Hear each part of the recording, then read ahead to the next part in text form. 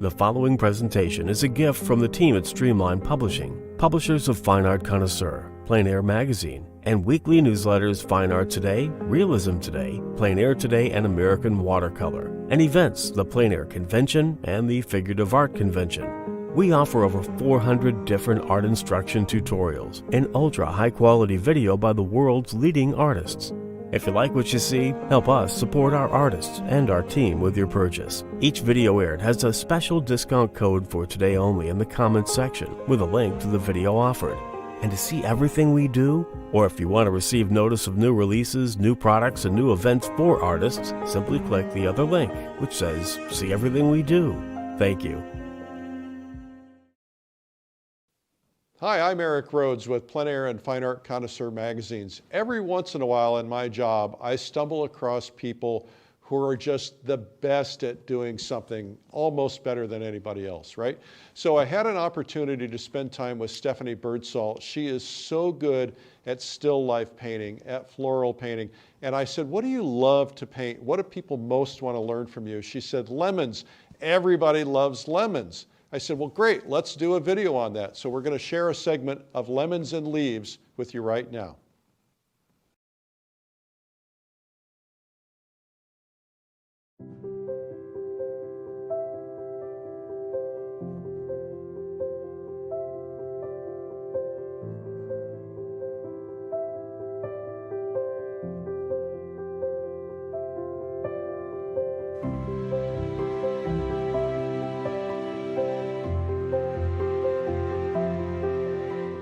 Hi, I'm Stephanie Birdsall, and I'm going to paint lemons for you today and try and explain my concept, what I think about, how I process it. I brought lemons because lemons are more than just lemons for me. I actually brought these from Connecticut on the plane with me to Austin, and they symbolize a lot of things, and they've been a lot of my painting journey, so let's get started.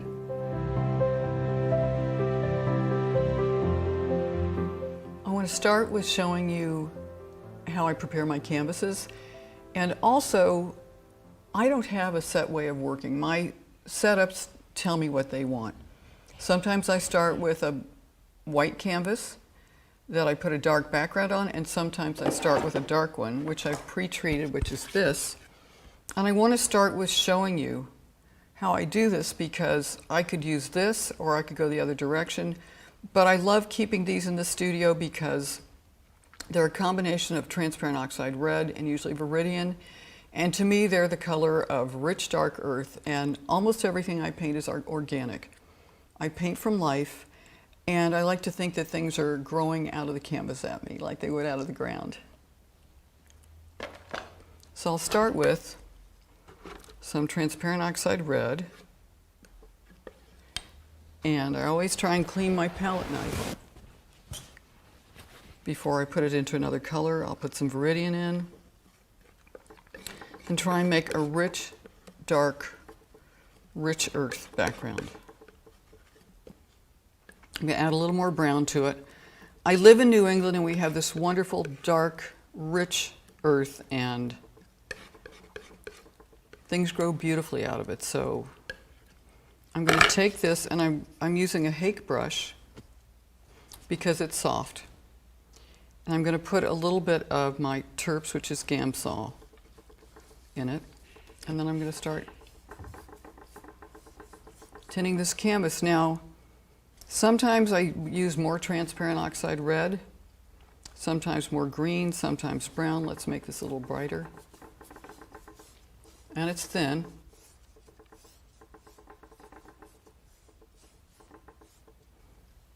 I may have made it a little too thin, so I'll put a little more paint on it.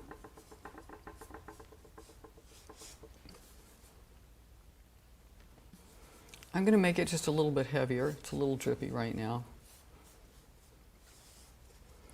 And I can put more on if there's too much on it. But what I like to do is take either a really soft old rag or a Viva. And I like the Vivas because they are soft. And then I just start to wipe it off. I want to get the top wet part of it off.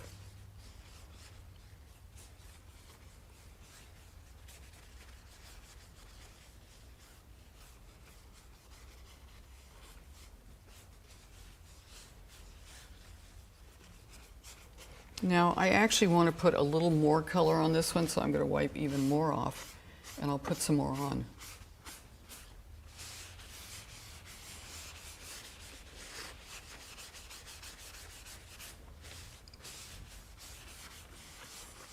Now, my underpainting, or my background, is generally keyed to what I'm painting. So if I'm painting something with a lot of white in it, I won't start with this much of a background. I'd go on with something lighter. I might not use anything. I might just draw it in a little bit, but I want to go darker with this. So let's put some more on.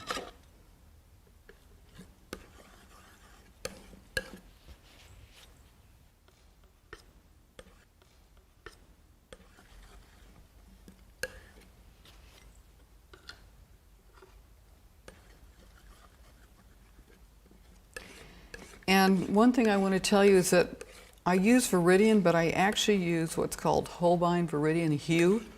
And I know hue is usually considered a lesser paint, but I like it because it seems to have some phthalo green in it, so it's a little bit more intense. So now let's go with this. This is better. This is a little bit black, but if you look at the color of the background that I've got in here, it's dark and it has some blue in it, so I'm looking at that thinking I want to be able to pull that into it so that I already start off with the dark.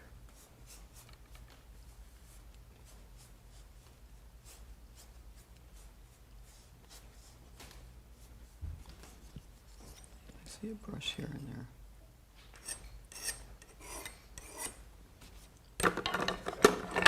Let me just fix it.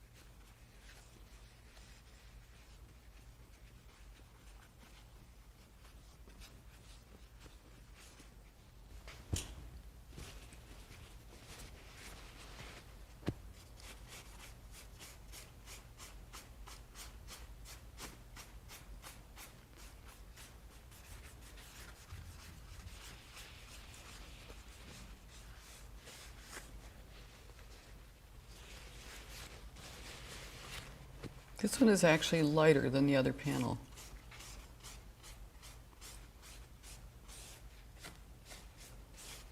In my studio, I have a number of these with different values. Some are darker than others.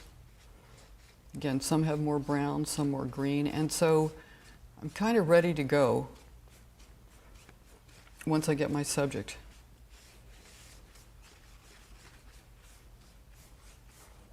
Plus, I love the way they look before you paint them. Like this. I posted one on Facebook because it looked like just a wonderful, rich, soft abstract.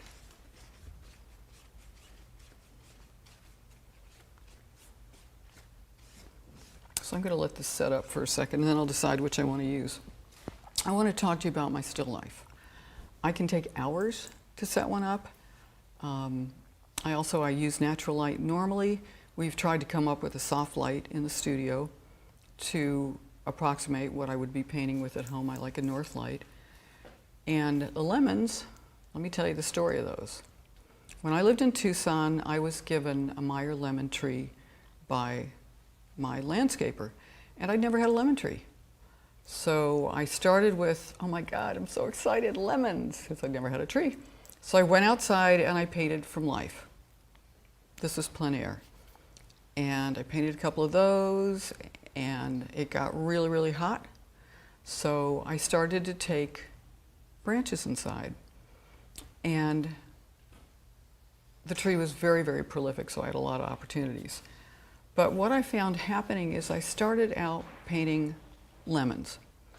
And once I got them inside, it became more about the shapes of them.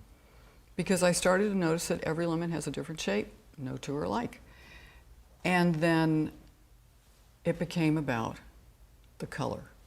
It became, oh my God, there's so many different color yellows. Wow, this one's got orange, this one's got green.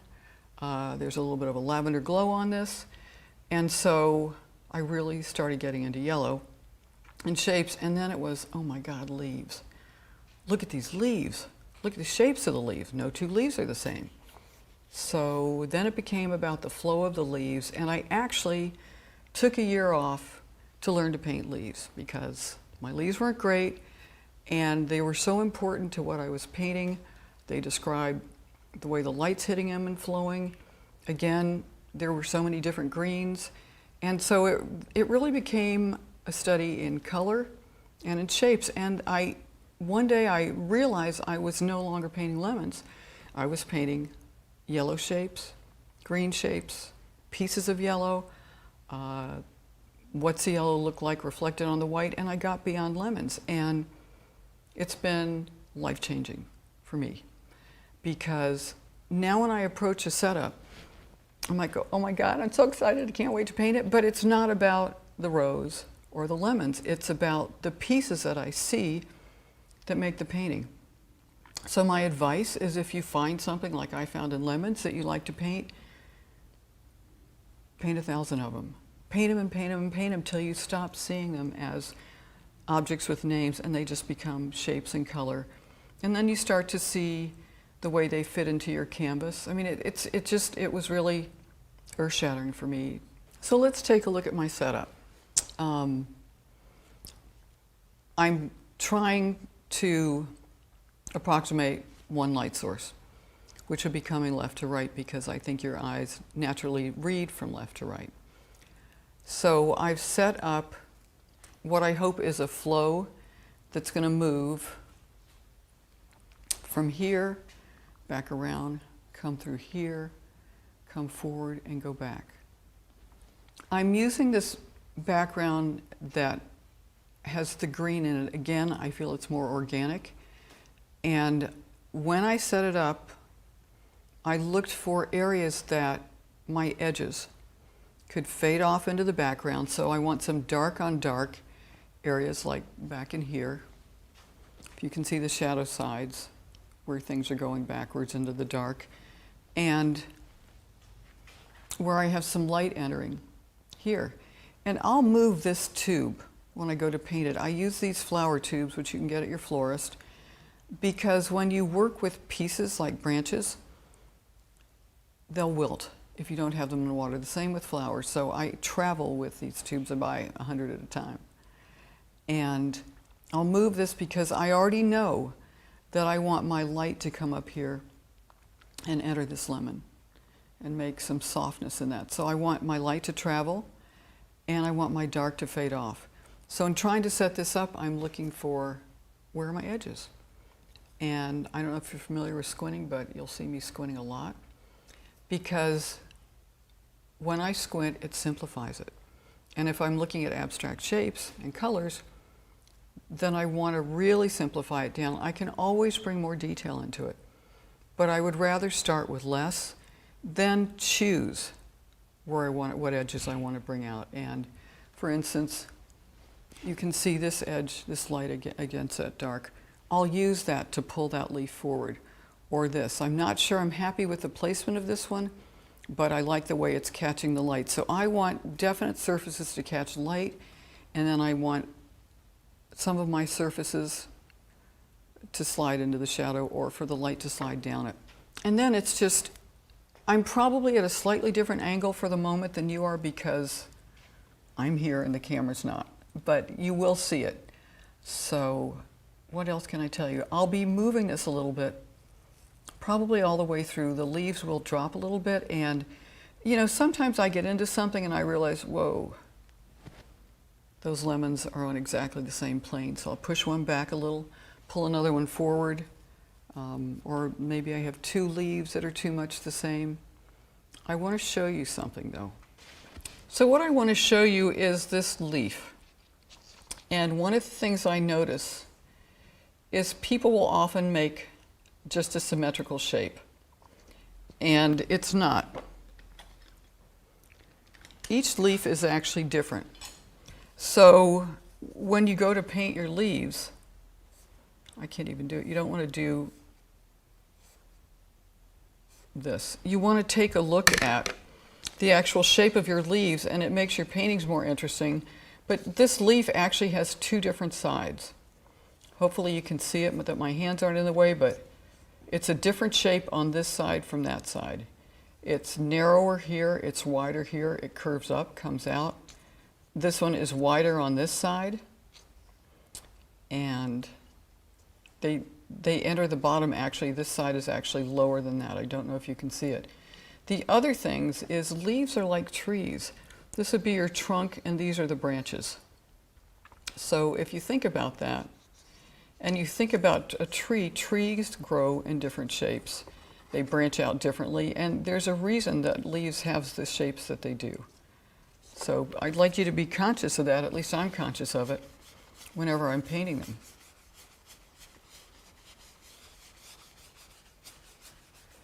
So when I'm looking at my setup, things like this are meaningful to me. You can see how this leaf comes in, curves around. This one seems to have a different shape, definitely on that side. So I want to be conscious of all of that when I'm painting them. I just don't want to put in a symmetrical shape and call it a leaf. So when I'm looking at all these shapes. You know, this is one I'm not sure about right now. I think it will probably move. I definitely want the light on it, but I don't know if I'm completely happy with that. I will play with this probably throughout the still life, but they tend to fall. Sometimes they relax and end up with something much better. And I find that flowers, when I'm painting them, end up turning one way or the other. And so often, it's even better than when I started. So let's start this. The other thing I just want to say real quick is, when I set up a painting, I have a concept before I start. It could be about light, it could be about color, it could be value. And yes, all paintings have some of that in it. But for me, very often, because I have a north-facing window, it's about how the light falls. And I love watching the light fall across it. We'll see what happens in here, but when I squint down at this, there's a lot of dark in it. So I asked myself, this is part of how I make a decision of how I want to start my painting. It's hard because I like it.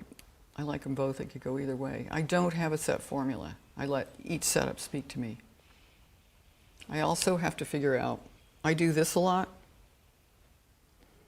to figure out exactly where I want it on my canvas.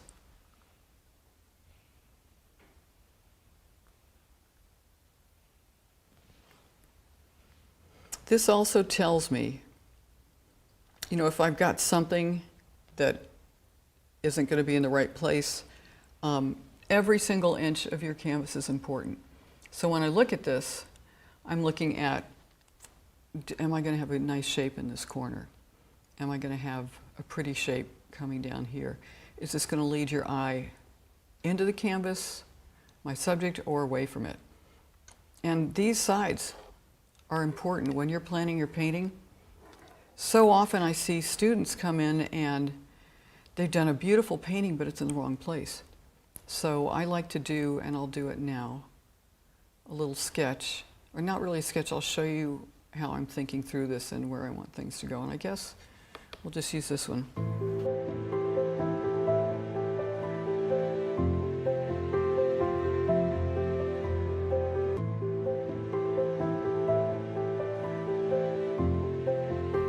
Okay, this is a panel that I made today, the wet one. And I go through this so often when I started painting because I love working both ways. And they're both great. Sometimes I like to wipe out, and sometimes I like to use the dark dry canvas because the paint goes on differently. And I actually think I'm going to go ahead and use the canvas that I brought in today that's already stained the dark earth color, because I find so much dark in this background and the shadows melting into it. So I'm going to switch out canvases.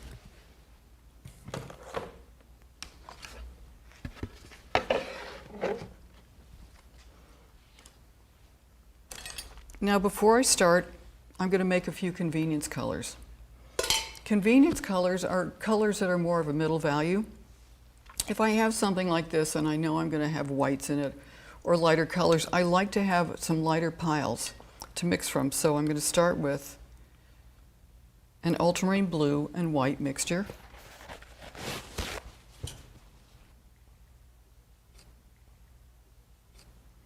And I'm going to go for a sort of a middle value blue, so that if I want to, instead of adding white to everything every time, I know that I've already got this nice mid blue and I can build on that. Then my next one is going to be alizarin crimson and the ultramarine and white. So now I have a purple shade or a lavender that is again going to be more of a mid value.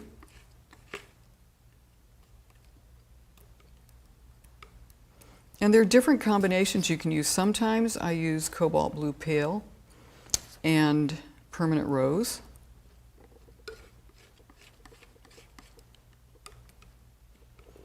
And then I'm also going to make, I use titanium white and alizarin crimson.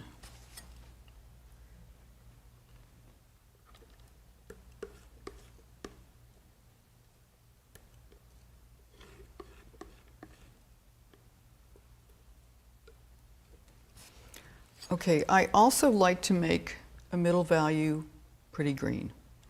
So I'm going to use ultramarine blue, which is ultramarine blue deep. And I'm going to use cad yellow to start with, and we'll see what happens.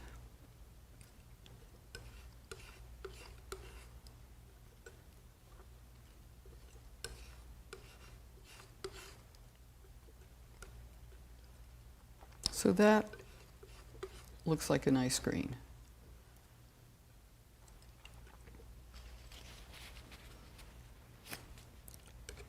Clean this off and put out a little more transparent oxide red. Okay, so let me tell you what my palette is. All my paints are Holbein except for my transparent colors, which are Rembrandt. The reason I like the Holbeins is that they are a thicker, dense paint. And I actually flew back from Europe one time and left the paints on my palette. Don't ask me why I didn't clean, but I didn't. They stayed. They went through customs, they went transatlantic flight, and they didn't move. So for me, because of the amount of hiking and packing I do with my paints, I like to do that. I can always thin them down, and I have some walnut oil here, which I might use with a little Gamsol in it if I want to do some glazing or thin out my paints. A lot of times I just use a little bit of Gamsol with my paints. But so we have permanent green light, viridian hue, sap green, ultramarine blue deep, cobalt blue light, titanium white, a cadmium lemon, a cad lemon light, cadmium yellow deep. Those are all Holbeins. This is something called Still to Grain yellow, and it's a Rembrandt. It's very transparent. Yellow ochre pale natural, cadmium orange, cadmium red, terra rosa. These three are Rembrandts. They're transparent oxide yellow, transparent oxide red, transparent oxide brown. This is Winsor Newton permanent rose, and this is Holbein alizarin crimson. This is my basic palette, and if you're familiar with Richard Schmid's Alla Prima, I use the color charts. I've made them, and I use the color charts religiously. The principle is that each chart is predominantly one of the colors on your palette. So potentially it could be cadmium yellow deep, and then you have 5 levels of values, and it will be the cad yellow deep mixed with each of these. The 12 basics wouldn't include the permanent green light or the sap green or the rose or the transparent oxide brown or transparent oxide yellow or still to grain. But what I do when I get a new color is I'll take that new color and I'll make a chart and mix it with all of the other colors so that I know what to expect. And I feel like the more I know what my colors are going to do, the easier it is for me to paint, and the easier it is to maintain clean colors, because hopefully I'm only mixing 2 colors plus white, or sometimes I may tint it with something else, but it's been another one of those earth-shattering experiences. It's so worth it. It takes 2 weeks, but it's worth it.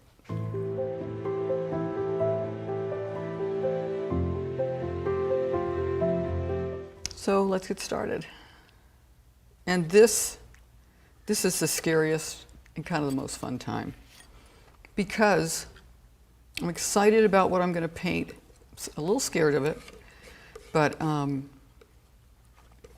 it's so wonderful to have a blank canvas and all this in front of me, and then it's going to be whatever I want it to be.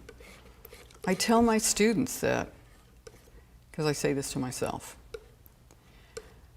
When I don't stand back and say the painting's not working.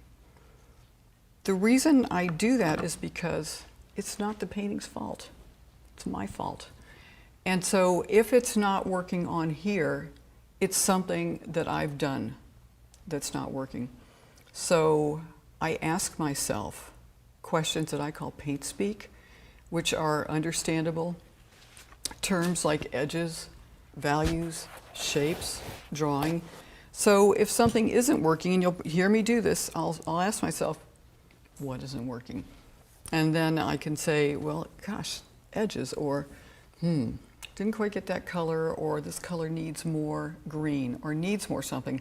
When I can clearly ask myself what's going on in here, then I have a way to get back into it. So rather than going, oh, it's not working, I go, oh yeah, it needs that edge. So I talk to myself all the time. But that's how I approach this. And then I actually think this is very much about color. I've used some older Meyer lemons, which I brought from Connecticut. And I actually picked up a few regular lemons, because if you notice, the lemon on the far right definitely has a greenish cast. The one in the front seems to have more cad yellow light in it. As I move through, the older Meyer lemons has a little more of a cad yellow deep in it.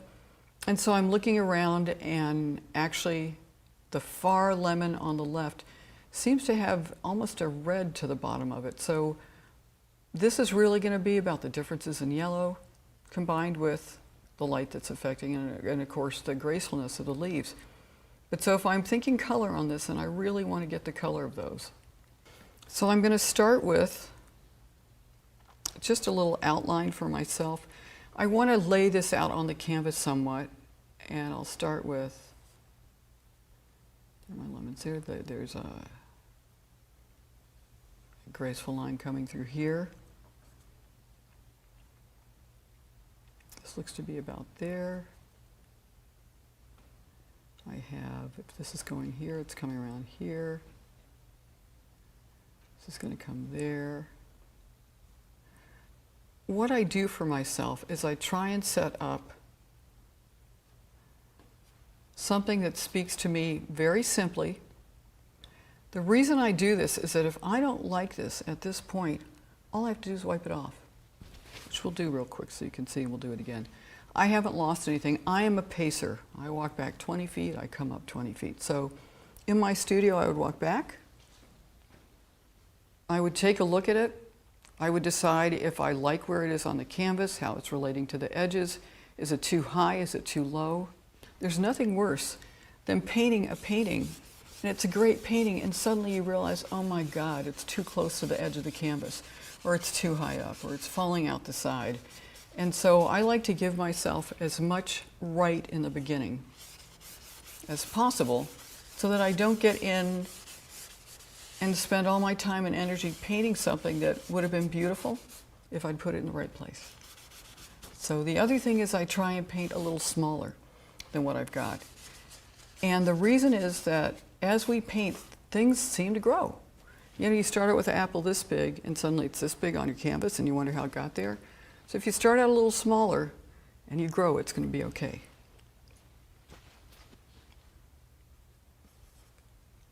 So let's go back in.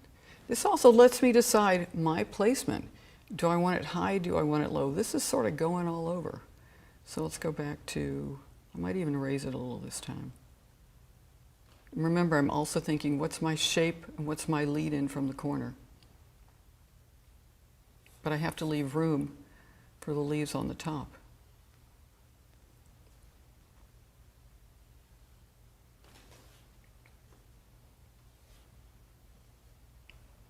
So these are here. This is going to be about here. This also gives me a chance to analyze if any of my lemons are all on the same plane, or I'm going to have I don't want a line straight across here. I don't want, I don't want two on the same plane down here. So this is all part of organizing the still life. But again, I want to do it at a time where I don't have so much invested that I can't change it.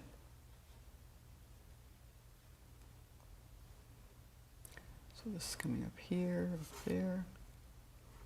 Now I'll tell you something I just noticed. I do this all through. In putting this one up here, which is the top leaf catching the light, I realize I've almost got it centered in the canvas. So now before I paint it anymore, instead of painting it in, I just wipe it out and it tells me that I need to move these over. Because when I actually look at this, it seems to be more of about there.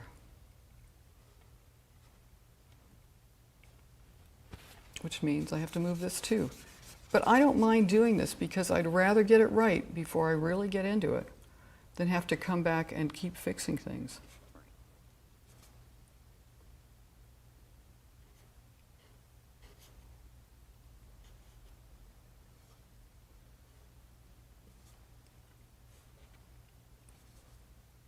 This is coming down. What's my relationship from here to here? I ask myself all the time, what's my relationship between these objects? And I'll tell you a story that my students all have to hear. But early on when I was painting, when I started still lifes, and really the heat in Tucson chased me indoors, I never thought I'd do anything but paint out. I painted 2 apples on a white cloth, and when I finished, I had to title it. And I looked at them and they just looked like they were in love. So I called it Happily Married. So now, when I'm setting these up, I'm thinking, well, each of these lemons is talking to each other. I definitely have a conversation going on with the 2 in the middle, the most yellow on the front left and the Meyer lemon. They're talking. I mean, this could be a family. Might sound a little crazy, but it helps me set up my still life. They all have to relate to each other. I think of natural still lifes, and I like to sort of throw things out there to some extent and see where they fall. But once they do that, I have to look at, how is this going to relate to that? How is this going to relate to that? And that helps me with my setup. Does this need to be higher? Does this need to be over more? Again, I'm at a stage where I can take things out and make corrections before I get into it and realize that they're in the wrong place. And that doesn't mean I never put them in the wrong place, but I just want to start out with as much going for me as possible. Here's a dark.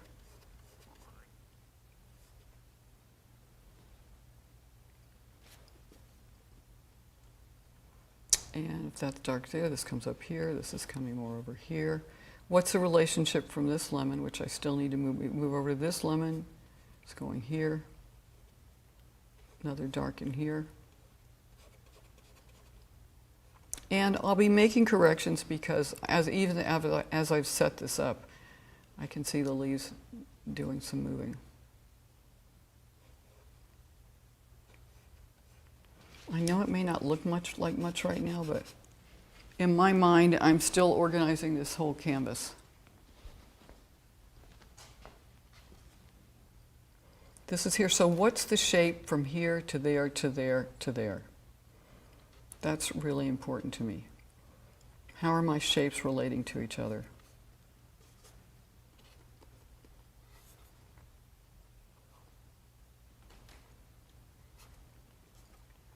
So I'm not really drawing. I sort of like to feel like I'm walking across the canvas.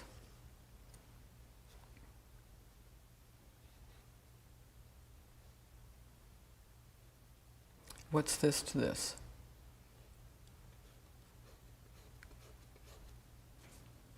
This goes from here to here.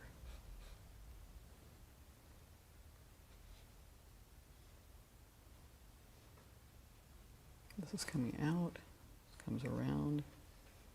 And we will move the tube that's in front of this when we get a little farther into it. I just don't want to take my lemons out of the tubes yet. They've come a long way. So I stand back and I just ask myself, is this going to work? Is it too high? Is it too low? This one needs to come down a little here. I'm going to have a dark coming in here. There's going to be an angle coming in here. I'm going to start putting some darks in.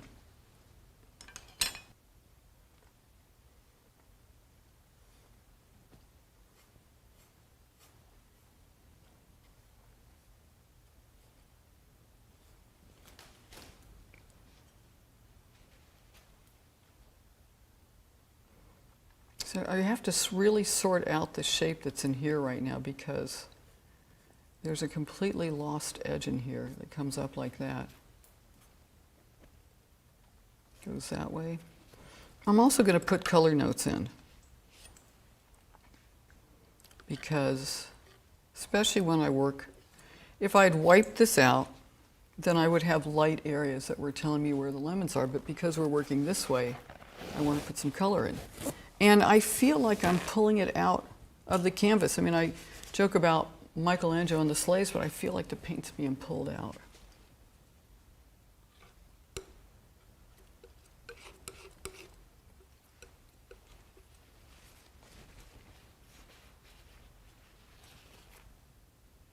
Again, I'm not going to put the whole lemon in because right now I just want to make sure that my composition's working and that I'm happy with it.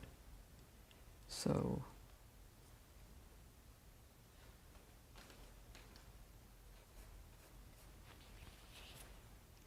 and I am the queen of wiping things out and taking them off. I am not attached to anything that's on here. If it's not right, it's going to go. One of the things I absolutely remember, in fact, the first thing I think I really ever got out of Alla Prima was never knowingly leave anything wrong on your canvas. If you're not familiar with the book Alla Prima by Richard Schmid, it's my Bible. It travels everywhere with me. I read it on the planes. It's in my studio. The very first thing that I think really caught me, aside from all the basic things about edges but as a philosophy was, Richard says, never knowingly leave anything wrong on your canvas. I must have had that taped to my easel for my first 5 years of painting. And it's really been freeing in a way because I really try and pay attention to it. And if it's not right, I'll absolutely take it off my canvas. My students tease me I'm the queen of wiping out. I'll take it off. I'm not attached to any of this. If it's not right, I don't want it on here because I'm going to spend my life fixing it. I'd rather take more time at the beginning getting it right than go through why didn't I take it out and spend forever trying to paint it. So these color notes give me an idea. Still on composition. Is it going to be right?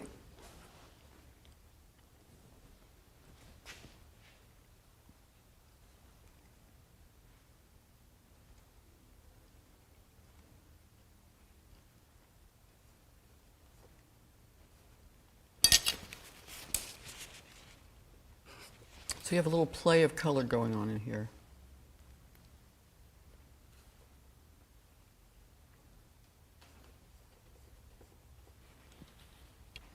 The other thing I like to do is seat my lemons to some extent. Like I know there's an absence of light on this side, so I want to throw a darker value in here.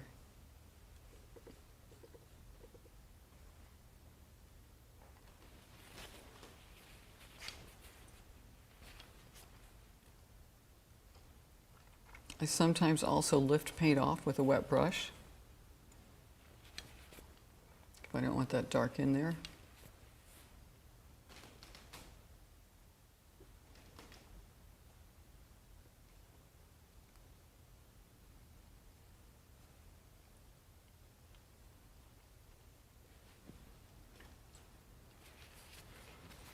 And I'm going to just put a note of light in here for a minute.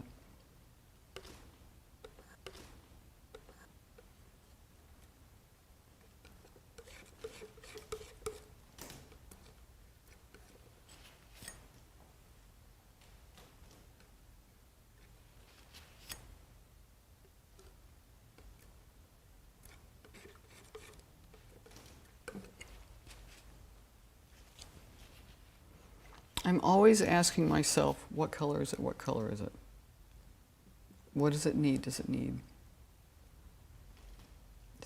red? Does it need yellow? Does it need blue? Green?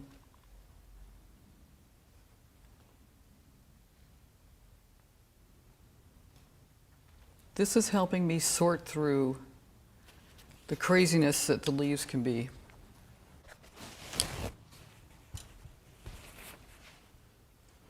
And there's so many little shapes up here.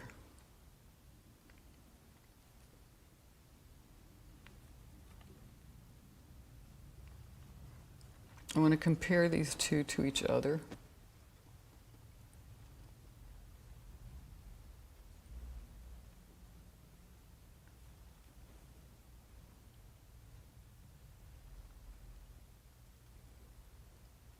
This canvas, which happens to be the Raymar L64, is very smooth.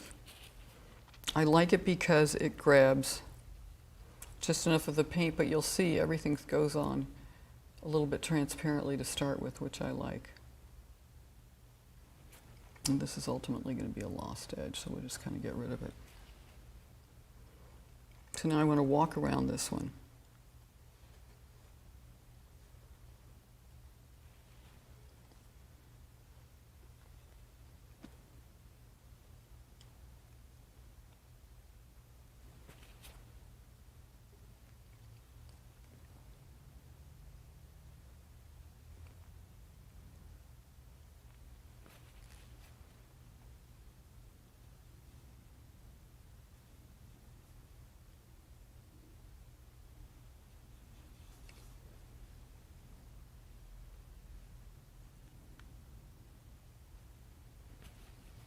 So I'm going to put a couple of pieces of green in.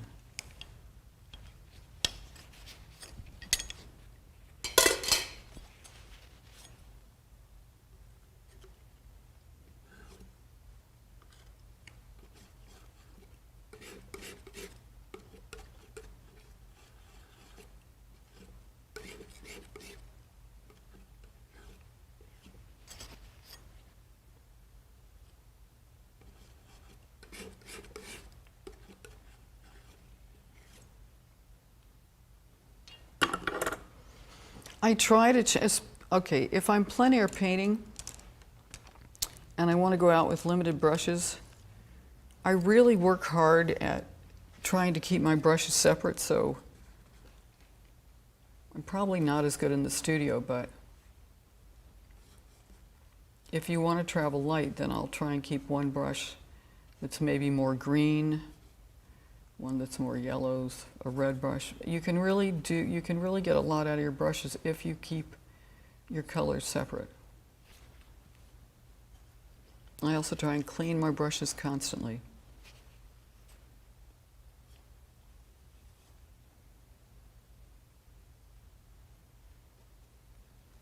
So I need a darker. Dark holds the light. So what I want to do here is get in, oops, that's not dark enough. Get in my dark part of this lemon in the front here.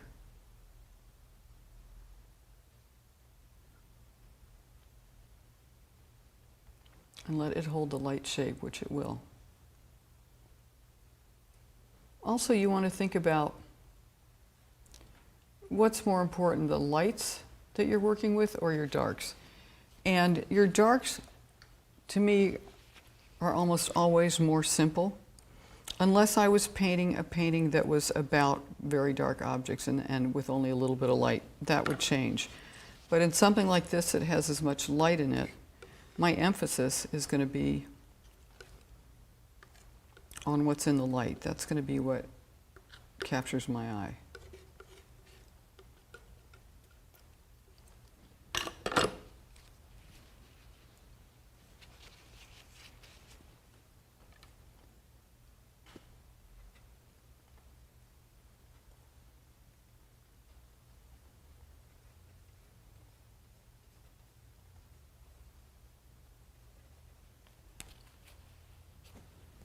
I also like to paint color next to color, so if I put something on, very often I try to go and put what's next to it on. So for instance here, I know I've got a piece of light on the table that's reflecting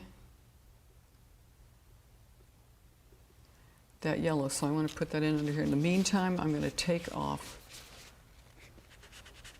this dark, because it already told me what I needed to know, so I don't need it now in my setup, but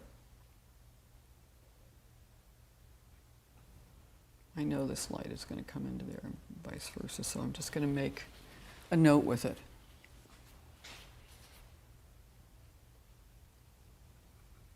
It's also looking kind of the same in here. There's some orange reflection in it, so put a little orange in, and while we're at it, soften this edge.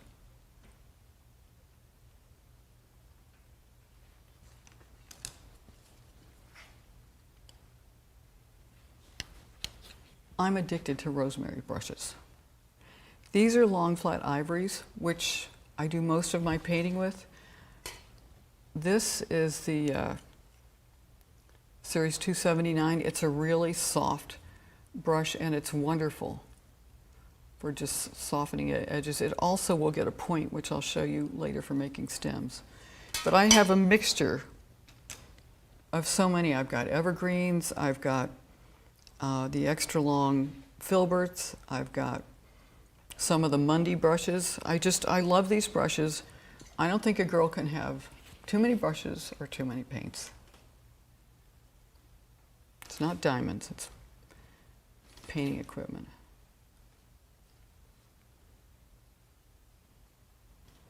I'm just making some little corrections in light as I see them.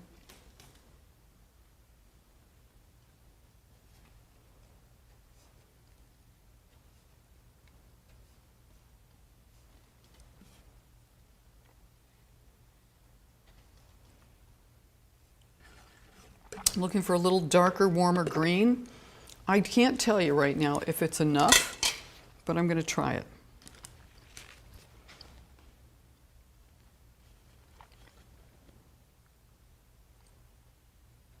So when I squint down, I've got a nice dark area here, which will probably end up going darker, but I just want to get a little more on here of a dark shape.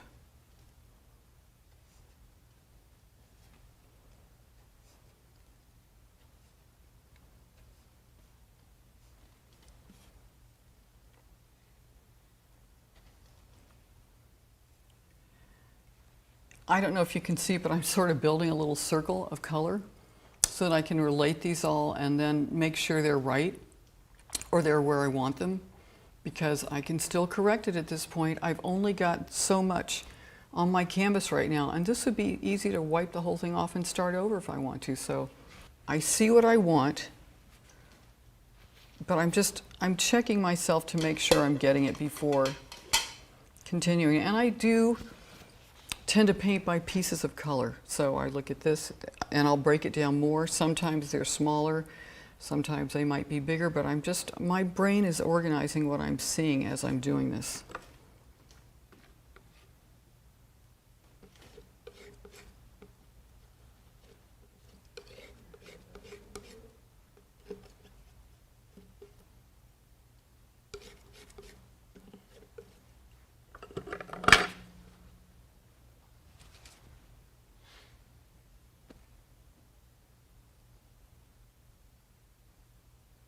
So I have to check this level and this level and that one and just make sure it's close.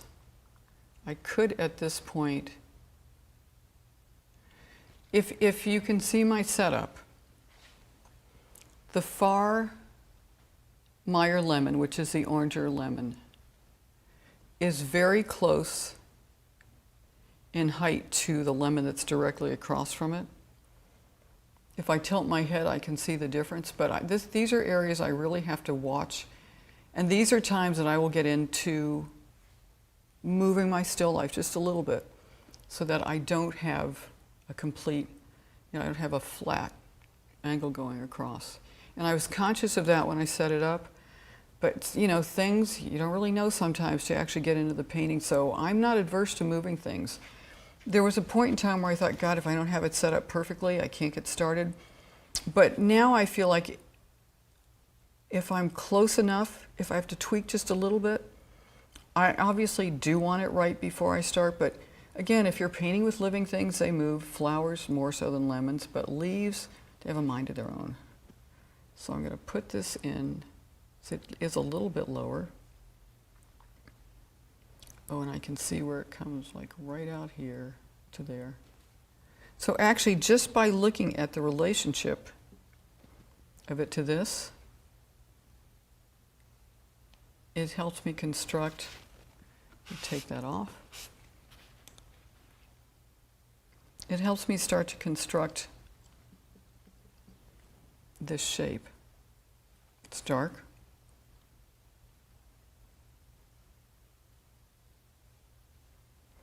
But looking at this piece of the dark in here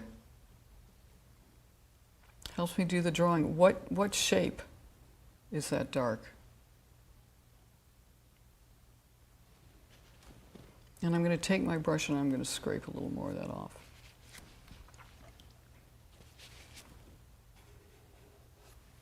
Then I'll use this.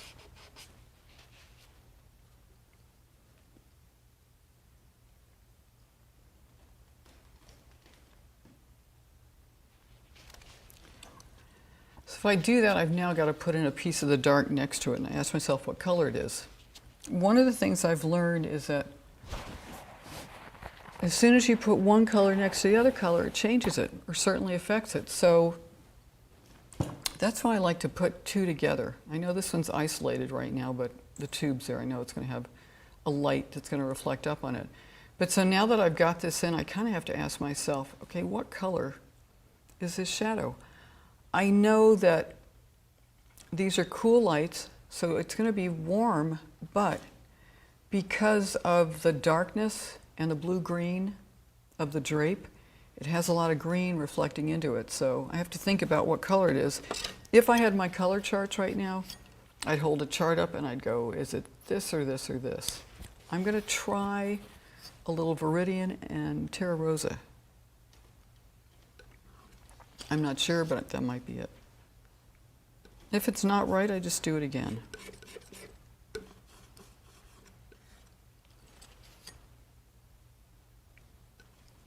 Again, I don't care how long it takes me to get it right. I just ultimately want to get it right.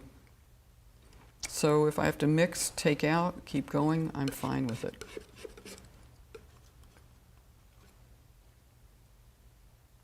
Now, in looking at this color, well, let's put a piece up. It looks too cold on here. I'm going to throw in just a little bit of transparent, actually this is still the grain yellow, and warm it up just a bit. And I want to check my values. That's probably too light, but I want to get something next to it.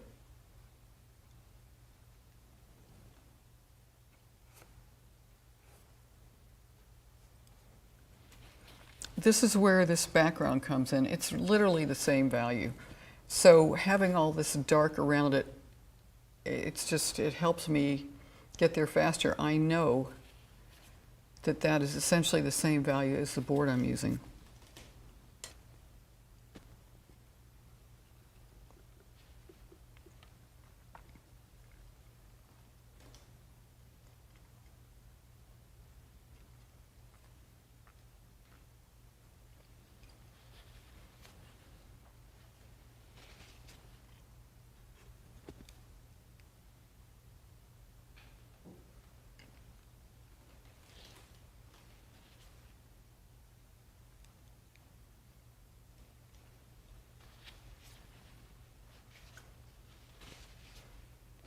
So let's move on. I'm going to go in with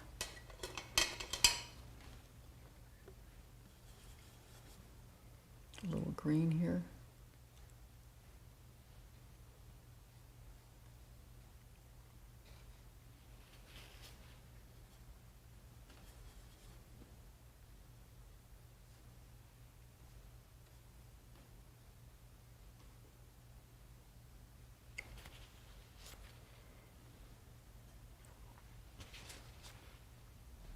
Now I'm going to take some of this off because I think that initial stroke was too big.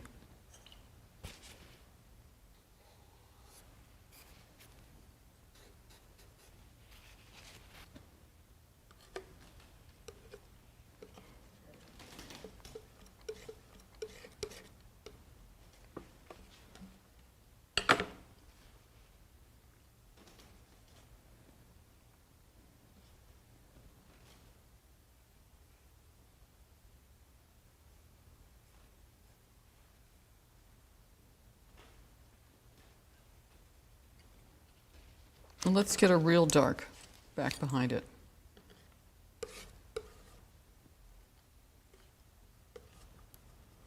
Sometimes it's, I try and put in the lightest and the darkest first in values and color, or the brightest. These are all fairly bright, but I need to tell myself that and this area over here are going to be potentially my darkest. But I need to know what I'm doing value-wise. I think that's too light, but let me just try getting a dark in here.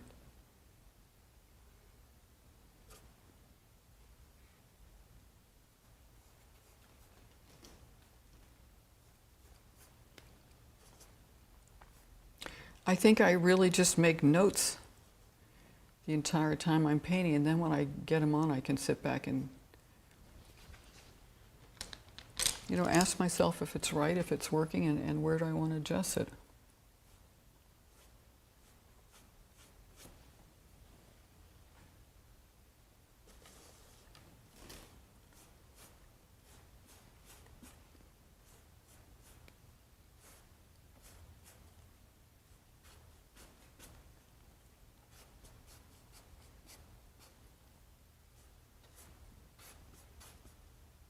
So I have to just stand back a minute and look. Okay, immediately I can see that my values are off.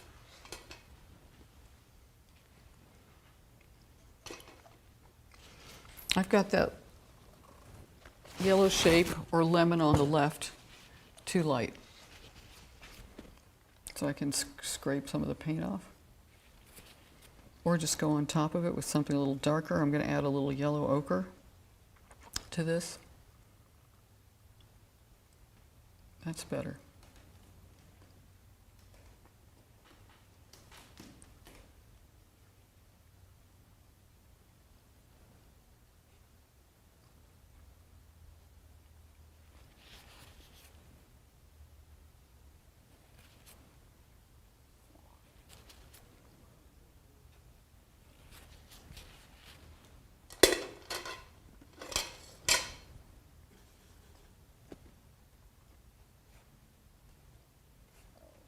But we're actually still kind of in a setup stage.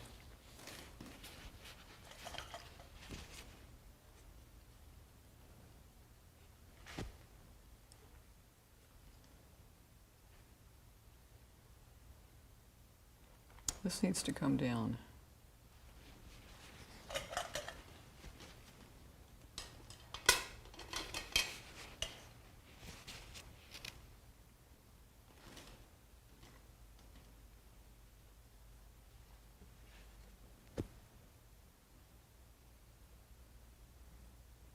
There's a piece of light coming in here.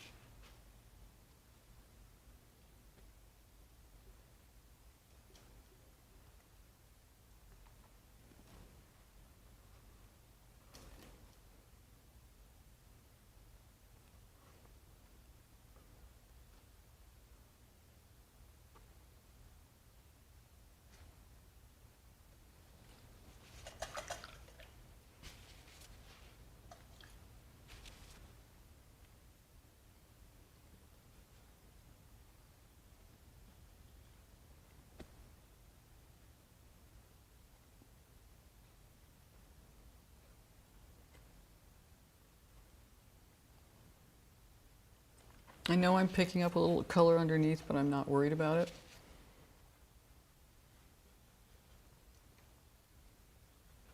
Because I can take it out if I need to. But I'm almost using it like a tint right now.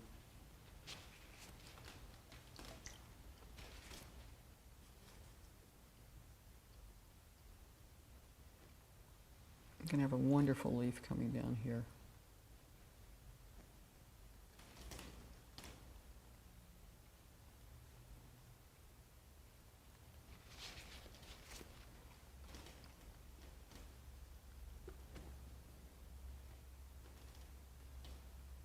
Got a real warm dark in here.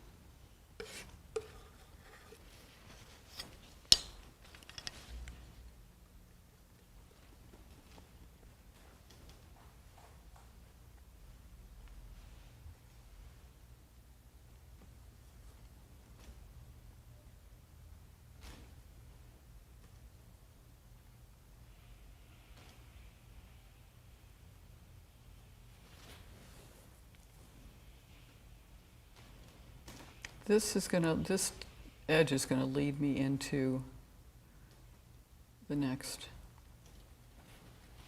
lemon that's back there. So I'm just trying to connect them all.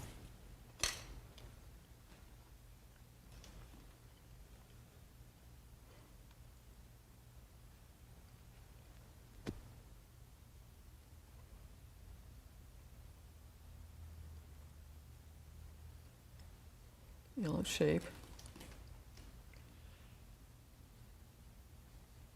It's definitely dark. And it's a dark that's being joined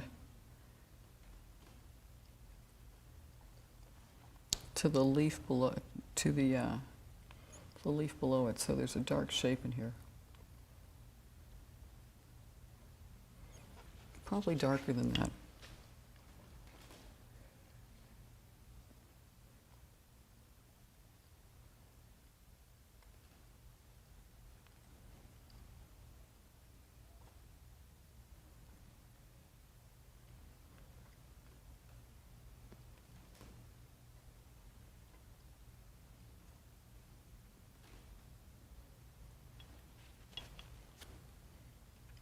Shave a little of that.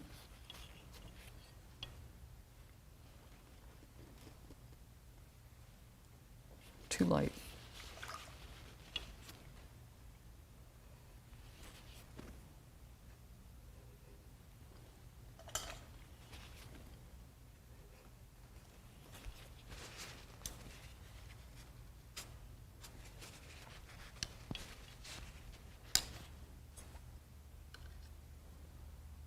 And I need to clean my palette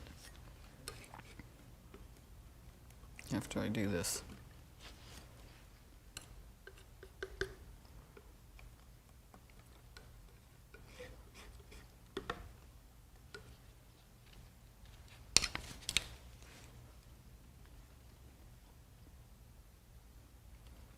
Better, but I actually want to get that lighter purple off.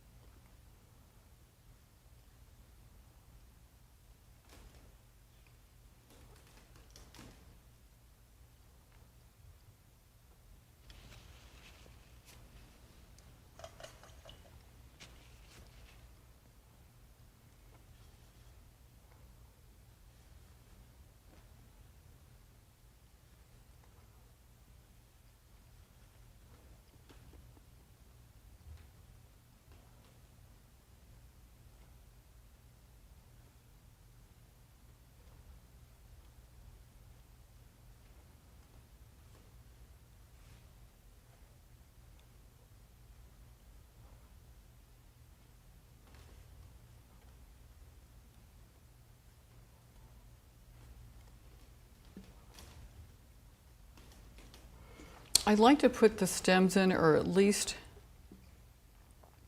notate them somewhere at the beginning, because they're important to your eye and the flow of how your eye moves through the painting. I don't have a lot in this one. I really can't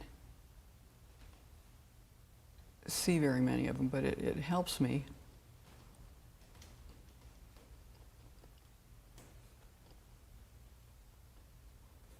Darken here. Need a bigger brush.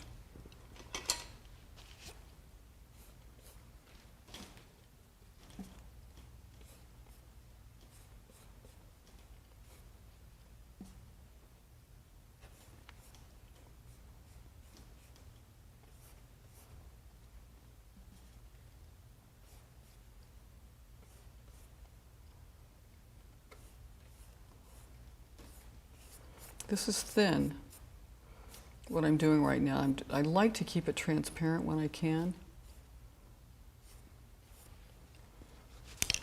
Then in a minute, I have to stand back and look at this again. I just want to put a little piece of color over here. See, I think this has got to come up now. I noticed that when I stood back last time. Too light.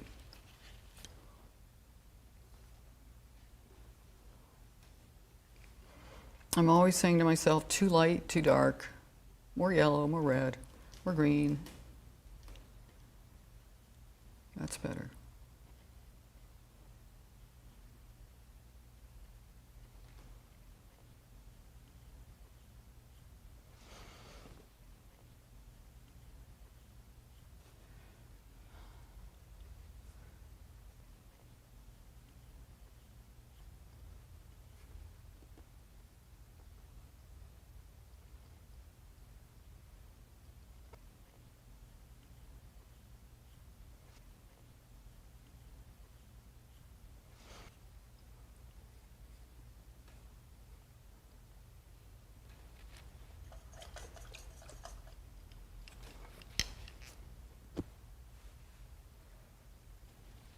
When I stand back, I can see the corrections I need. So I ask myself, what is it that I want to do? When I look at what's in here and I look at what's up there, what is it that I want to change or alter?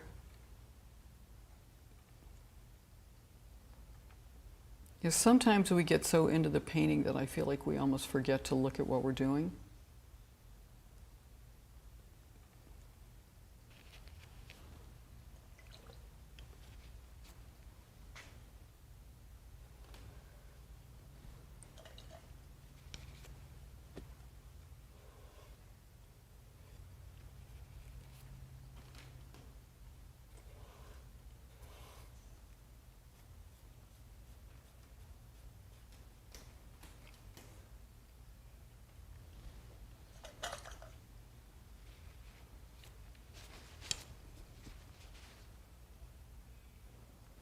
And that's why I like to just move things with my brush.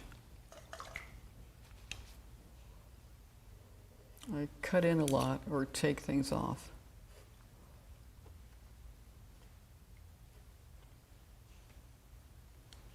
Also, when you get back, you just get much more of an overview. Like when I stood back, this seemed to be too far down in the front, so I'm going to move it up.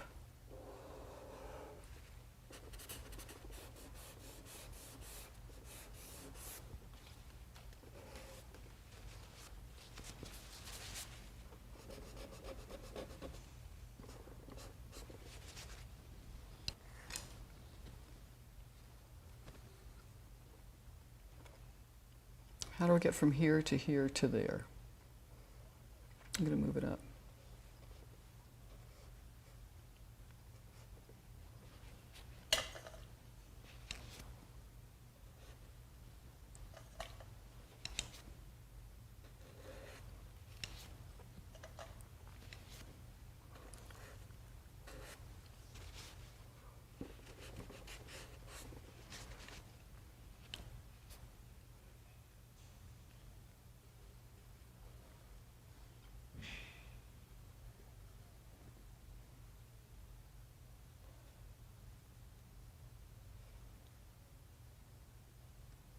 And I just about have to clean my palette.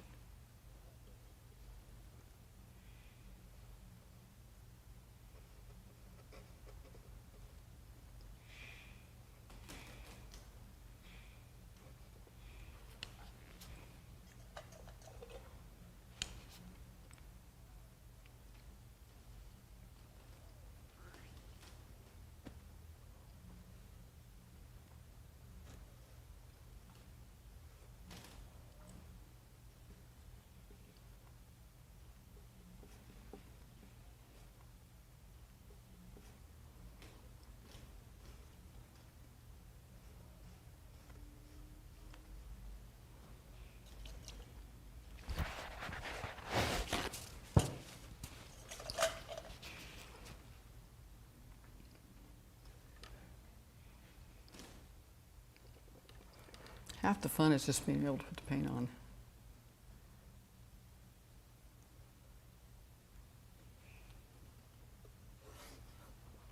So, at least at this point, I can stand back, look at it again, diagnose it again. I actually, though, before I do anything, I really want to get some more dark value on the top here, because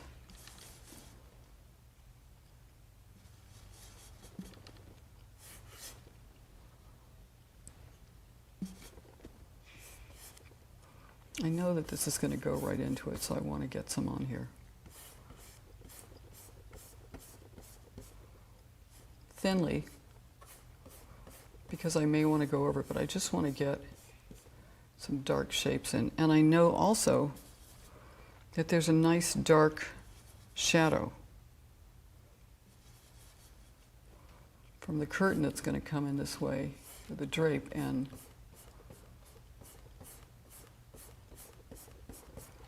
be a directional for your eye.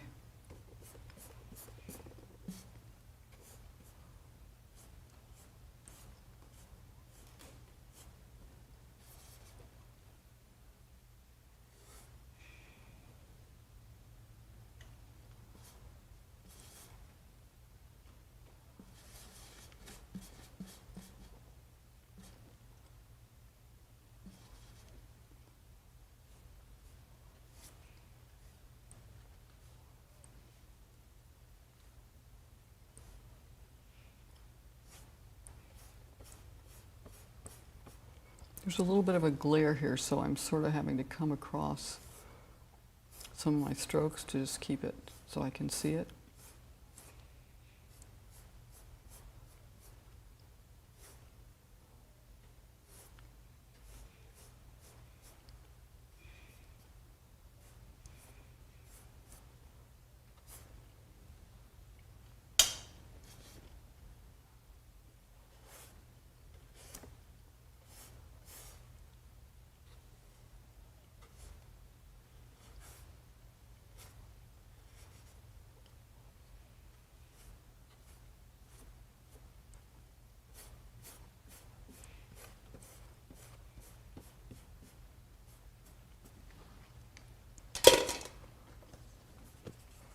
And I want to keep it kind of quiet for now, so I'm just going to simplify it till I know exactly what I want to have go on back there.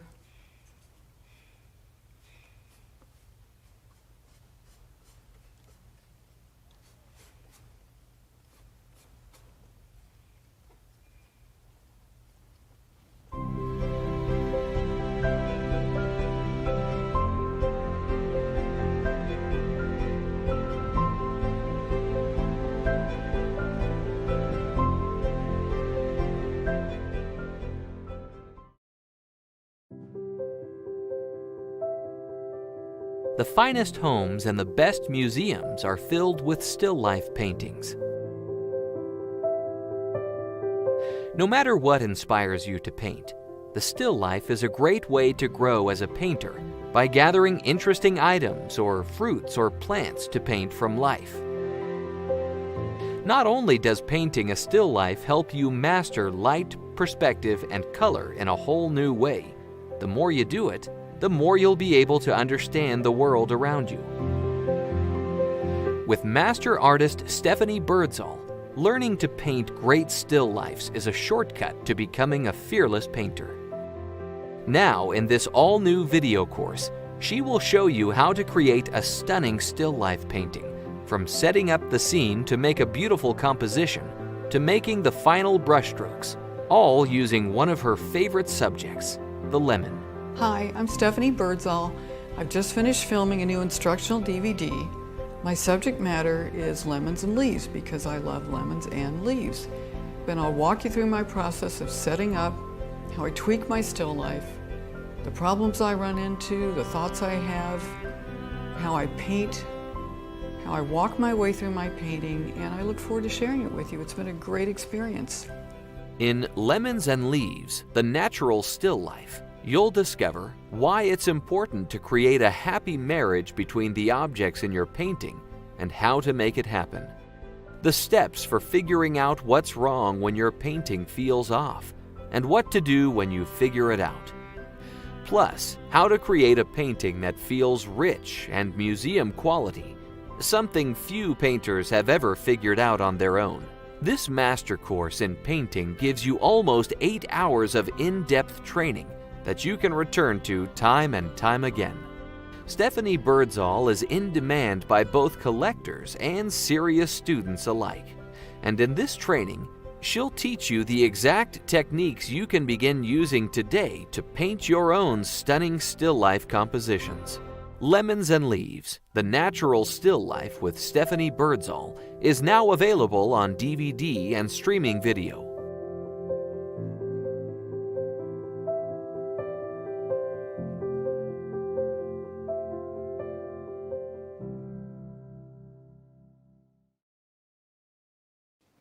That was Stephanie Birdsall, and the video is Lemons and Leaves, and you can learn more about it at lilyartvideo.com. Now let's learn more about Stephanie.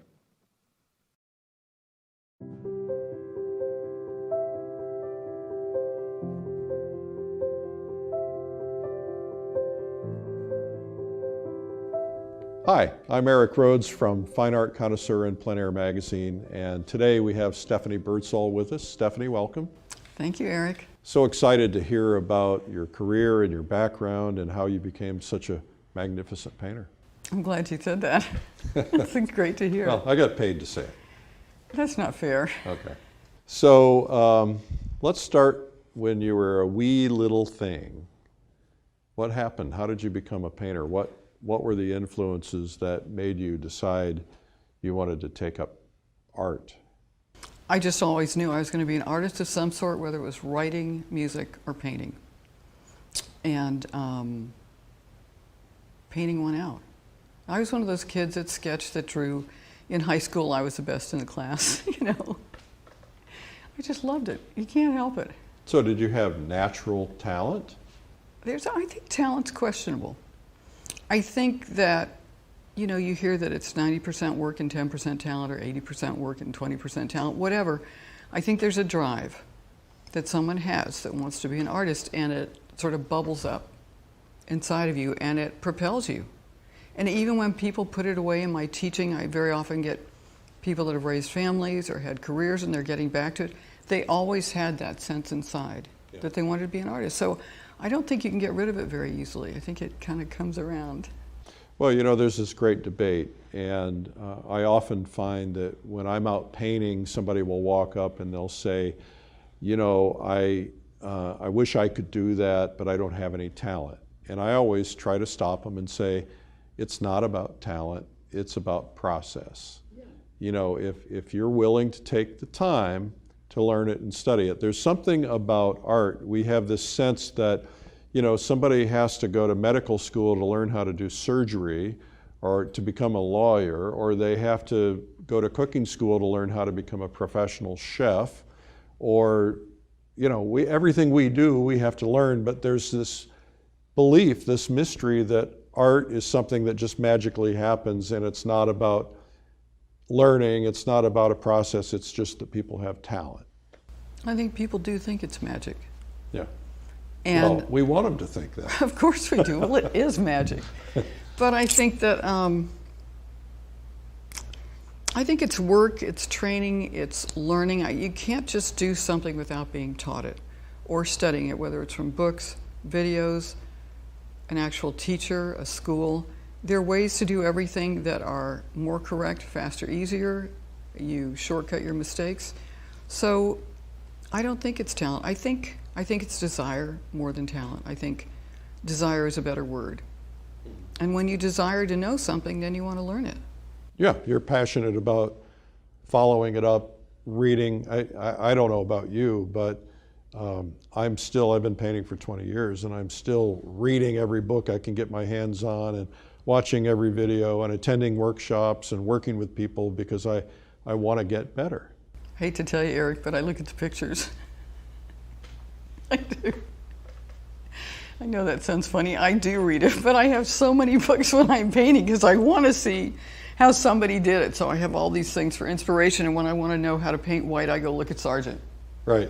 You know, I'm not necessarily reading it, but boy, do I have great picture books. Yeah. Well, that's what it's all about. Let's talk about copying the masters. Did you ever do that? I did. Tell me about that. It wasn't exactly a copy, but when I went to art school in London, your senior year, your last year there, they take you into the National Gallery and you get to choose a painting, or they give you a list of paintings and you can pick one of those and copy it. And for whatever reason, I was fascinated by Van Eyck's Marriage of Arnolfini, which is the guy in the fur hat and Van Eyck's in the back of the mirror and the gal is in this green dress and she looks pregnant and there's a little dog. Anyway, the painting is, I think it's 22 inches by 33 inches. So I went in, did some color studies, went back to my school, and did a 5 foot by 8 foot. So that wasn't exactly a copy. But yeah, studying the masters. Richard has said to me. Richard. Schmid. He's told us to copy his, to learn how he did it. You see people in museums all the time. There's so many things I would like to go into a museum now and be able to copy. I'd love to go to the Hispanic Society and copy Sorolla. Or go into the Met and copy a Sargent. I mean, just not even necessarily the whole painting, but parts of it that attract me. Mm-hmm. You know, now I find when I look at things, I might be looking at the whole painting, but very often I'm looking at something specific. Rembrandt, the way there's a collar, I think it's in the Met, that he did that just, the paint is so unbelievable. You think it's lace, but it's actually, it's the way the paint's put on, the thickness of it. It is lace, but it's just, I'd like to go copy that part of the painting. Mm-hmm. You know, they're just now, I mean, maybe there's a hand in a painting or fabric. You know, I'd like to copy some of Sargent's dresses. You know, those big, bold strokes it is. I'd like to be able to do that. Richard, not a bad person to copy. I mean, it's a great way to learn because when I have done it, and I have done it with different things, not museums, sometimes it's out of a book or something, but when I try and understand how they did it, even to make their colors, it's a whole new learning experience. So I think it's great and a great way to learn. So do you, when you teach workshops or when you're teaching in general, do you recommend your students go copy, or is there a point at which it's too early to do that? I don't think it's ever too early. I think when you're just getting started, it could be very frustrating. Pretty overwhelming. Yeah, I mean, one of the things that I did in art school was, you know, I was in the late 70s in art school in London, and so the Impressionists were very big at that time. And so we studied them, but then we did a painting in the manner of. And I actually recently on Facebook had someone ask me if I would mind if they copied my painting. And my first reaction was, and I'll tell you a funny story, I'd rather you did one, study my painting, and then do one in the style of it. But I will tell you a funny story. Okay. I recently was teaching in Scottsdale, and a gal brought out her iPad, because sometimes, you know, if I can, I like to see students work, because then I can tell what it is that they need and where I can help them. And I'm there for them. They're not there for me. Right. I am their servant when I'm teaching them. Anyway, I'm going through her iPad, and suddenly I see this painting, and I go, "Did you ever go to Bauschemont?" She goes, "What?" She said, "Oh, I copied that out of Southwest Art. It was my painting." She had no idea. But she liked the painting, and so she had done her own copy of it. And she said, "I never sold it or anything," but it was so funny to go through her iPad and suddenly, I mean, I knew it wasn't my painting, but it was definitely the scene, and I had done the scene from life. Right. So it was interesting, but hopefully she got something out of it. Well, let's talk about that, because I think that's a big issue, because I hear from gallery owners all the time that they see artists knocking off other artists' work and trying to pass it off as their own. Obviously, we believe that's wrong. Of course. But it's wrong on a lot of levels. What are your feelings as an artist about that? You know, I think if you're studying with someone and they give you permission to copy something they've done or think it will help the student in some way, that's a completely different relationship. I recently got notified that somebody in China was reproducing my work. So I wrote them and said, "You do not have my permission to do this." And so they wrote back. They gave me this blurb about how it was promoting me and all this stuff, and I just said, "No, I don't think so." But I went online, and there are my paintings for sale. I don't know whether they're originals or prints, but they were doing something with it. Then they said they would take my name off. I haven't gone back and checked it, but that happens a lot. I don't think it's fair, and I don't think it's right. I understand, you know, when we went into the National Gallery in London, we had the permission of the museum to be in there, to do it. One thing, and I know this just from being in museums, if you do a, quote, copy, it has to be a different size from the original. Yeah. So there's no mistake. In your case, Mine five was a different feet. size. I wanted it to be life size. Yeah. But you know, that's what you're like in your 20s. You want everything big. Right. But I think it's wrong. I think, I honestly don't know why it happens. And I think there are painters that learn to paint in the style of someone else, but they don't grow on their own as a painter. And you can look at who studied with who, and if they're using a part of it, or if they never grew or did anything further. Well, I have been to places, I've flipped through magazines, I've been in galleries, I've taken pictures of paintings, and there have been times when I'd like to have that painting hanging in my house. But it's one thing for me to make a copy of it and pass it off as my own. It's another thing to put a signature on it that has my signature that says after Stephanie Birdsall or inspired by, so that you're getting credit rather. But I think the big issue is that a lot of people are trying to pass it off as their own. Now, I am curious though, because there is this style copying trend that's going on. And it's flattering in one hand, and yet it's copying in another hand. So if it's, let's say, Richard Schmid, who you're good friends with, if Richard breeds 5,000 or 10,000 or 100,000 copycat Richard Schmid painters, doesn't that hurt his work ultimately, especially if somebody becomes very proficient at it? Or is the intent pick up some of what I've taught you so you can learn some technique but develop a style of your own? First of all, nobody can paint like Richard. Of course that's a moot not. point. No.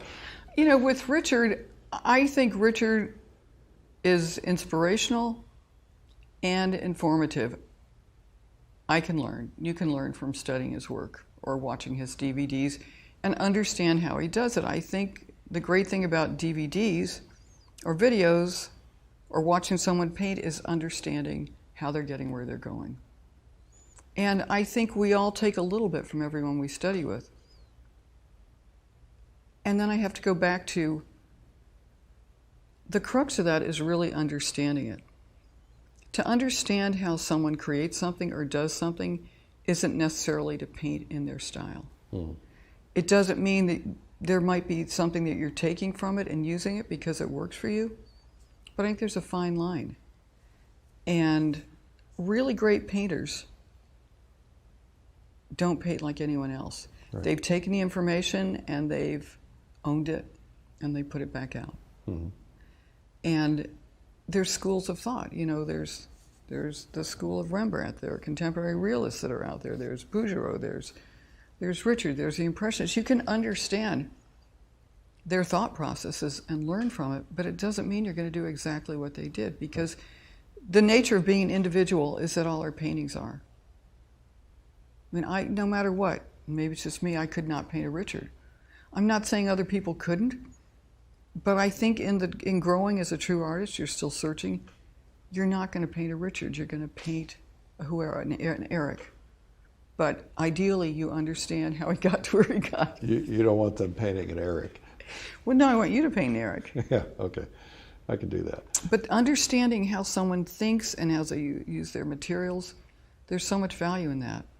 So you and I were talking before the interview about application of paint, and you mentioned to me that one of the big problems that you find consistently with students is that they've not been taught how to apply paint.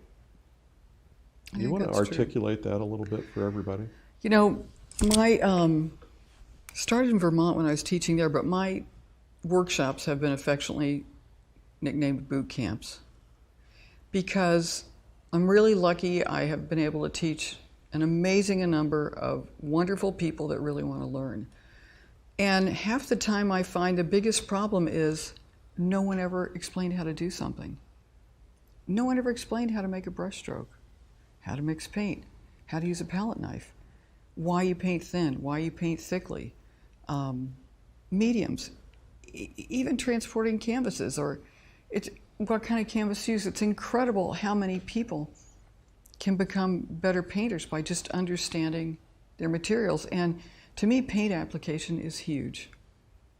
And I tell my students, if I hear them going like, I can hear, I have ears in the back of my head. Whether it's a pastel stick that's going boom, boom, boom, or a paintbrush that's going, you hear people dabbing. They're going over the same thing 10 times and it's not changing or getting better. Because they think if they keep putting on, it's going to get better. So many people don't actually know how to make a beautiful brush stroke or how to mix clean color. And so I sort of come in, I feel like I'm filling in the blanks for people. And maybe they took a workshop a few years ago. I find many people that are so intimidated by who's teaching them that they're not necessarily honest about what they want to know. They're afraid to ask a question because they don't want to sound stupid. Or they think they know less than anybody else, or they're the worst person in a workshop. I try not to let that happen, because every question is valid. If you have a question and you ask it, you can get the answer. Right. So I really encourage people to put aside egos or any idea of who's better and who's not. We only can paint as well as we can paint, and that comes from us. It doesn't come from the guy next to us. So how do you do a great brush stroke? Give me a brush. Sorry, I don't have one with me. You have to have intention, Eric. You want to have intention of where your brush touches the canvas, how long it stays down there, how you turn it. I personally believe that there's a sweet spot in every brush, and I like to hold mine back so that I have the full use of the brush. I don't like to be on top of a painting like this. It's not that I can't see that close, but I think there's a sweet spot to a brush, and I also believe, to me, painting's a full body experience. So I like to use my whole arm. Mm-hmm. I don't want to be limited by anything. I want to be able to make a big brush stroke, a small one, but I also teach something called intentional painting, and that is knowing what you're going to paint, having your concept before you ever start, and thinking. It's something called thinking painting, thinking before you put your paint on. So how do you do that? If you thought before every stroke, where is this brush going? What color do I want this to be? And you only painted the things that you knew at that moment were right, you'd paint faster and you'd paint better. Well, we tend to get into this mode of almost like sketching. You know, sketching is a continuous movement, and there's oftentimes this sense of just keep that brush moving, just keep putting paint down, when if you're more deliberate. I remember Richard once told me, as a matter of fact, I think you were there that day, Richard said he spent years fixing paintings because he had laid the brush stroke down in the wrong place, or his drawing was off, or he didn't have it right. So now it's really interesting to watch him paint, because he spends a tremendous amount of time mixing his color. Sometimes I've watched him, and I know you work with him on a regular basis, but I've watched him mix color for 2 or 3 minutes, which is probably cathartic, right? He's probably thinking about the color and he's thinking about the brush stroke, and then he'll look at it and he'll get his palette knife or his brush and he'll just lay it down perfectly. And it seems like a slow process, and yet his brush stroke work looks fast. Do you know how many years and paintings have gone into that fast-looking brush stroke? Well, how many? I'm not sure. I mean, Lots. at least 60 years of painting, if not more. I think he started as a teenager and he's in his 80s, maybe 65 years. Right. And then amount of paintings he's done, it's thousands. So after thousands of paintings, if you're paying attention to what you're doing, I think you would figure out how to put a brushstroke on. You might not, right. But ideally, Richard definitely thinks when he's mixing, and he thinks before he puts on that brushstroke. He knows exactly where he wants it to go and what it's going to do. And that's what I would like people to do. I'd like them to slow down, get it more right the first time, and then be able to move on successfully to the next stroke or the next color. So you are in the Putney Painters. You drive up to Putney, Vermont at the Red Barn. The Village Arts Barn. Village Arts Building. Yeah. Which is probably a couple hours from where you live? 2.5. 2.5 hours. Maybe 2 and a little more. That's a lot of dedication, and you do that pretty much every week when you're around. It was every other week. I used to fly back from Tucson and try and get a couple, if we were having 3 in a row, I'd stay out for a couple of weeks and come back. A lot of dedication. So what do you think? You know what? I don't think it's dedication. Why wouldn't you? Yeah, right. When you have an opportunity that big in front of you, how can you not do it? Right.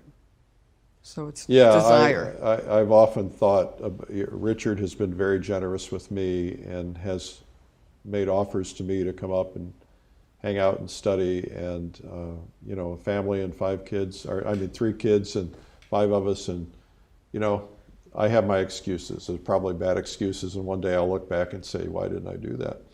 What do you think are the most important lessons that he has imparted on you? I got to tell you, one of the most wonderful things he's ever said is that before he starts a painting, he thinks the word success.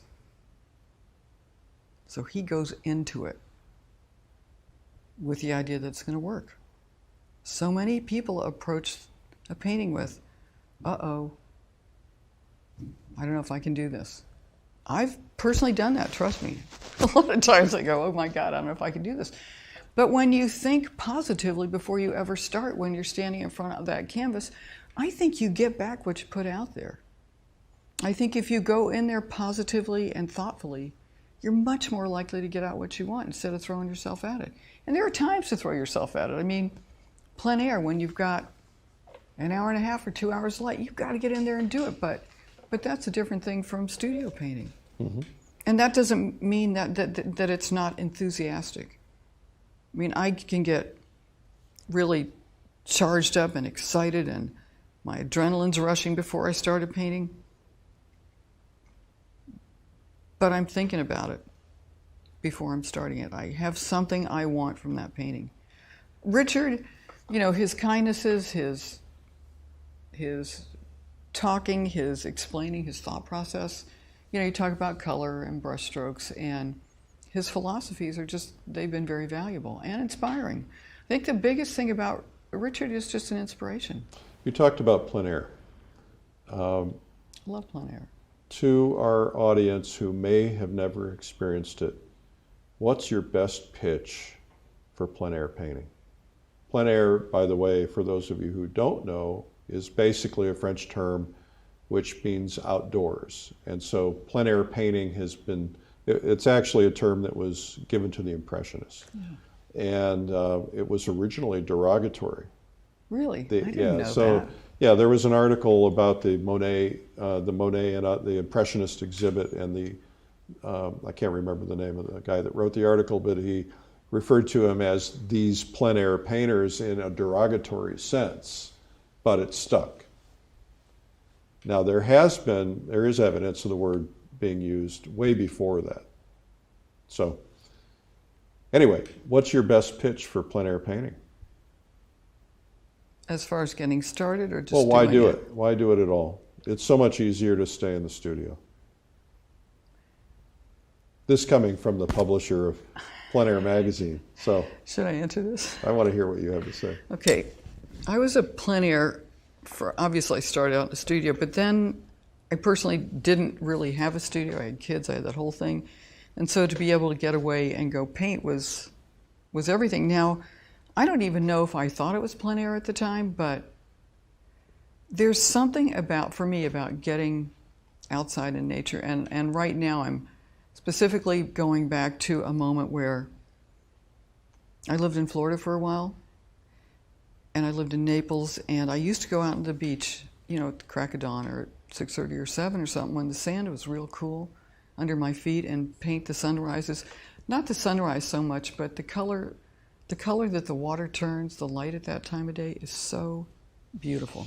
And I've been in love with water ever since, but the feeling of like the cool sand under my feet, because I had to take my shoes off in the sand, and the coolness in the air and the color of the light, plein air to me, I have goosebumps right now. Plein air to me is a full body experience. I am seriously having chills. It's you and nature together. And everything is a factor, whether you're standing in the rain, whether it's a cloudy day, whether it's midday sun and you want some shade. All those elements are affecting how you see, how you feel, and what you're painting. It's a real setup. I mean, there's nothing artificial about it. So, and I paint by natural light in my studio. So I've never gotten over that feeling of natural light. It just makes me sigh. I love it. I have a real hard time with electric light. Nothing wrong with it. It's just never been what's made me sing. And so that whole plein air light and natural light is part of what I use in my still lifes inside. Tucson chased me inside, or I probably never would have come in. But I just think the way the air smells, the way it feels, all that, and that I'm an adrenaline junkie. There is nothing I like better than put me outside and know I've only got a little while to do it. It's fresh, it's direct. Some of them work, some of them don't, but you don't really have time to think about it. That's a going for it time. Having said that, I'm really thoughtful about where I'm setting up, and I think about it before I start. I have to get just the right place when I'm out there. If I have to move 2 inches, I'll move 2 inches, but it has to be just right. Right. So do most of the studio paintings come from plein air studies? No. No? But they come from life? They come from life. I have done a few plein air studies and made them into studio paintings. Usually they're commissions. My reaction is so immediate when I'm actually in front of something. I can go back into the studio and tweak a painting, but I haven't yet learned how to get the feeling that I have in my plein air study into another canvas. I think I'm missing something there, and I probably should. But it's so exciting when you're out there. Mm-hmm. But you factor things that you learn out there, or maybe there's something I see that I like that I want to take into something else. But chances are I'll find a different situation to paint it in. Do you ever paint from photographs? Not really. Because? Nothing wrong with it. All right. Okay. First of all, if I'm going to paint from a photograph, I'm probably going to have started something plein air. I tell my students if they're going to use a photograph, it has to be one that you took because the darks are too dark, the lights are too light. It's not real, and I can tell pretty easily when someone has worked just from a photograph because of the contrast. But again, it's who I am. I have I did a painting. I was actually in France a few years ago, and I painted this it might have been a monastery. I'm not sure what it was, but it was probably part of a monastery, and it had a round building and the old tile roofs, and I painted all these red flowers growing over it, and she sold it like that, and she said, "Can't you paint another one of those?" And I said, "I don't think so, because I don't do my things twice, you know." But she bugged me for a long time, and I thought, well, maybe if I have the photo, I can do another one. It'll be different, but it'll be the same subject matter. So I went and looked in the photo. I don't know where I got those flowers. There were I just had them bursting over everything. And I looked at the photo, and there were a few red flowers. But when I was out there, they were larger than life. Right. So I saw things so differently. And the funny thing for me is I'll be out, and of course we all have phones now, so it's easy to, if you're painting outside, you take a picture of what you're painting. I come back in, and I think I must be a split personality or crazy. My painting doesn't look anything like the photograph. So I'm not real good at that. Can it be done? Yes. I have so many photos on my phone and paintings starting, so I think I'm going to go back and use it. And I can't say that I never do, but I actually now have a monitor set up if I'm going to do that, because it needs to be larger than life for me.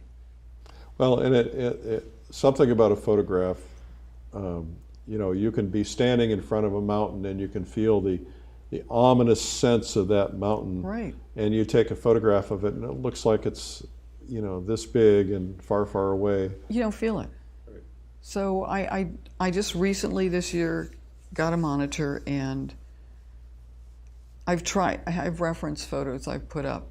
I'm not, you know, they've been for florals or maybe a Venice scene or something, but I'm not going to copy the flower in it, but I want to see maybe what was happening with the light. I can tell you this much: the lights are all too light in them, and the darks are all too dark. So it wouldn't work for me to paint from that anyway, but I'll be looking for a shape or an edge or something to see if I can find it in there if I'm stuck in the painting. Or I just put one up that I started last summer to try and find the inspiration. It's so funny. I started out knowing me and how I paint things that don't look like anything else. I put this image up on my monitor, and I kept thinking, where on earth did I get this painting out of that image? And I had to actually think back to where I was when I painted it. And I know this painting really well because I was actually in Rome at the time, and the restaurant or bar in Nice or something had just been blown up, and I was so affected by it. And I remember thinking, you know, while I'm trying to paint, while I'm feeling the emotions about the insensitivity and the insanity of what was going on out there, I was thinking of this painting. So I actually I figured out what the date was when that was happening, and I actually went through my phone by the dates and ended up finding the photos I took of this setup that were not the one that I thought I'd painted from. I had to really backtrack to figure it out, because I know myself. I may set something up, but it doesn't look anything like it to some extent. It does in other ways, of course, but I'm not good at that stuff. So what is your best advice for somebody who's kind of at the early stage of painting, or maybe even trying to get to another level? You do a lot of workshops, you do a lot of teaching. You mentioned to me that you like to go back to the same places because that way you can see the progress of the students and continue to work with them. You talked about brush strokes, but what are the other things that you see that you think are really important for people to grasp or understand that would help the viewers of this really get a feel for what they should be focusing on or how they can grow? I think those basics, aside from how you use your materials, and I have to say, you need to buy the best materials you can. Because I see people come in who actually do a decent painting, but it's on a really poor canvas, and they don't have a chance. Because the canvas is getting in the way. Well, why does that make a difference? Because how do they know if it's a good canvas or a poor canvas? Well, you know, you learn that from talking to other people, but also by trying. I think people should step up and not just think because they're a beginner, they have to buy the least expensive thing in the store. And I'm not saying there's anything wrong with any of these materials. It's just, it's harder. You are saying there's something wrong with these right. materials.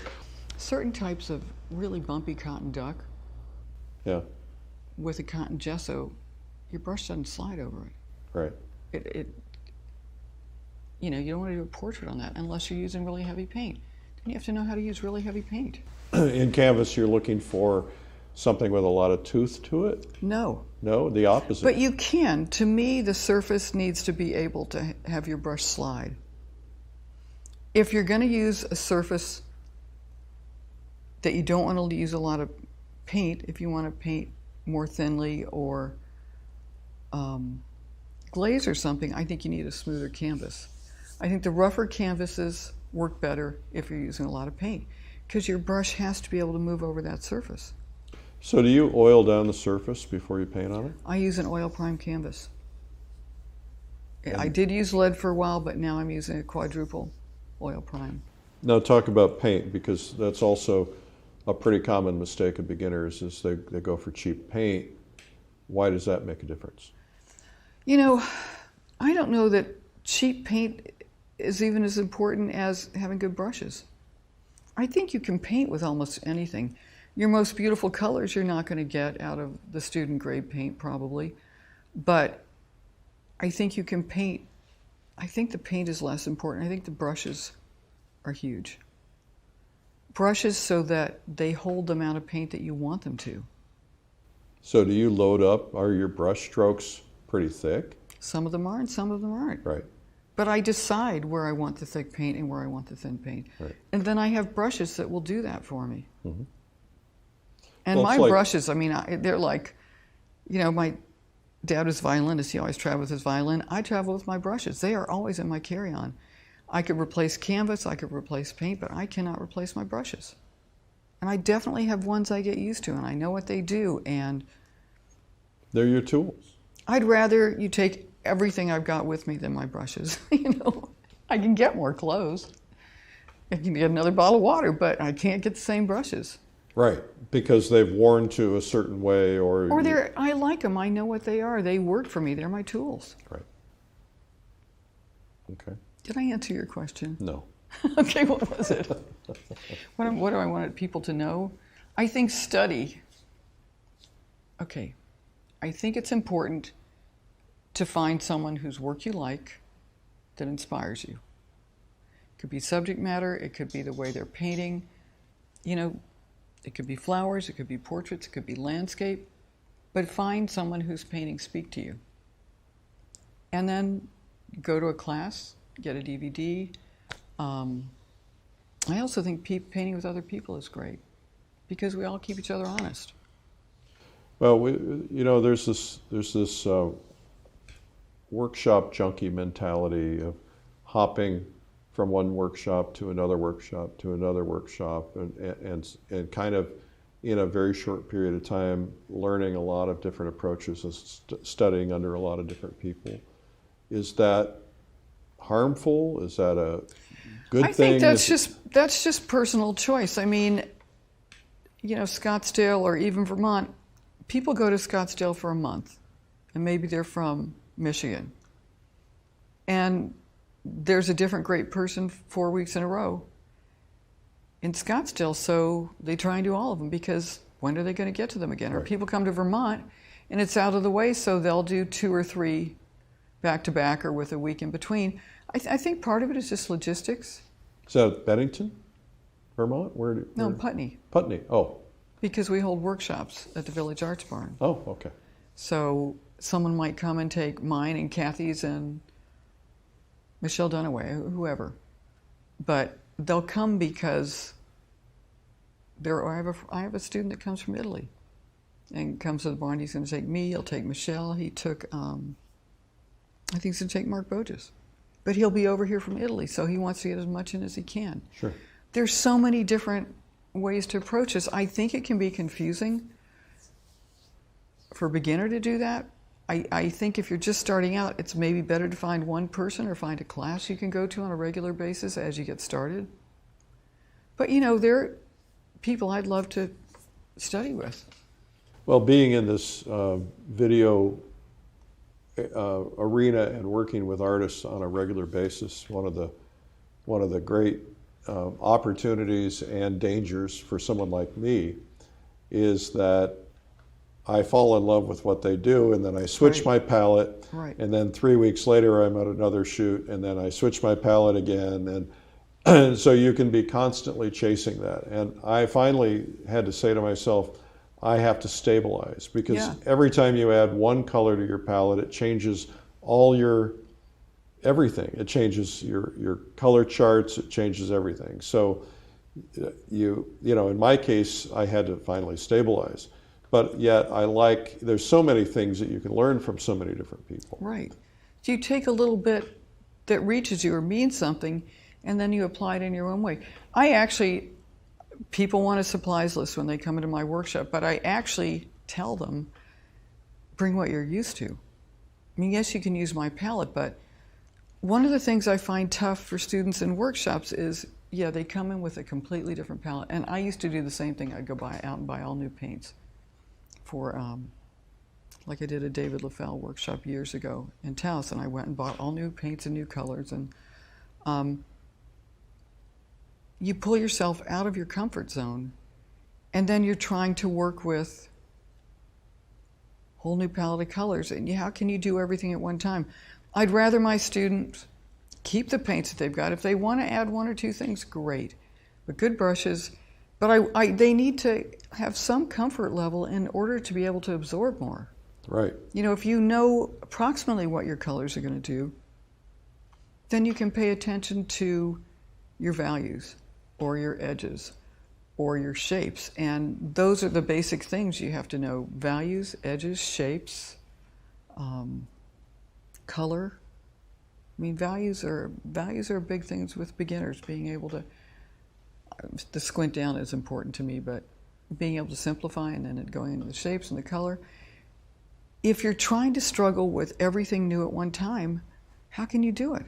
Your brain isn't free to listen and learn. You're too busy trying to figure out this stuff. Do you do value studies, or do you ask your students to do value studies? You're painting with basically a black and white or a brown and white? Depending on the situation, yes. Yeah. You have mentioned, while we've been talking today, you mentioned you lived in Tucson, in Florida. You said something about painting I think you said painting in Venice. You move around a lot. Is the FBI chasing you? Yeah, no. I love travel. I love the excitement. I have to say this, though, I am drawn by where I'm going to paint. Like, I probably won't go somewhere if I can't paint there. Mm-hmm. But I just get a lot of great opportunities, and I grab my stuff and go. And I've been lucky. I mean, growing up, I knew I wanted to go to Europe to study art. So I landed in London for 5 years, and I traveled all over from there. And then just my life, I've been so lucky and grateful to people I've met and opportunities that have presented themselves that I've been able to continue the traveling. I want to ask you a completely different question. You raised 4 kids? I did. And yet you managed to juggle a career. Because you talked about somebody who had been in one of your classes and had, kind of put their painting on hold, and they had the passion, but they just couldn't do it because they had this life with kids or whatever.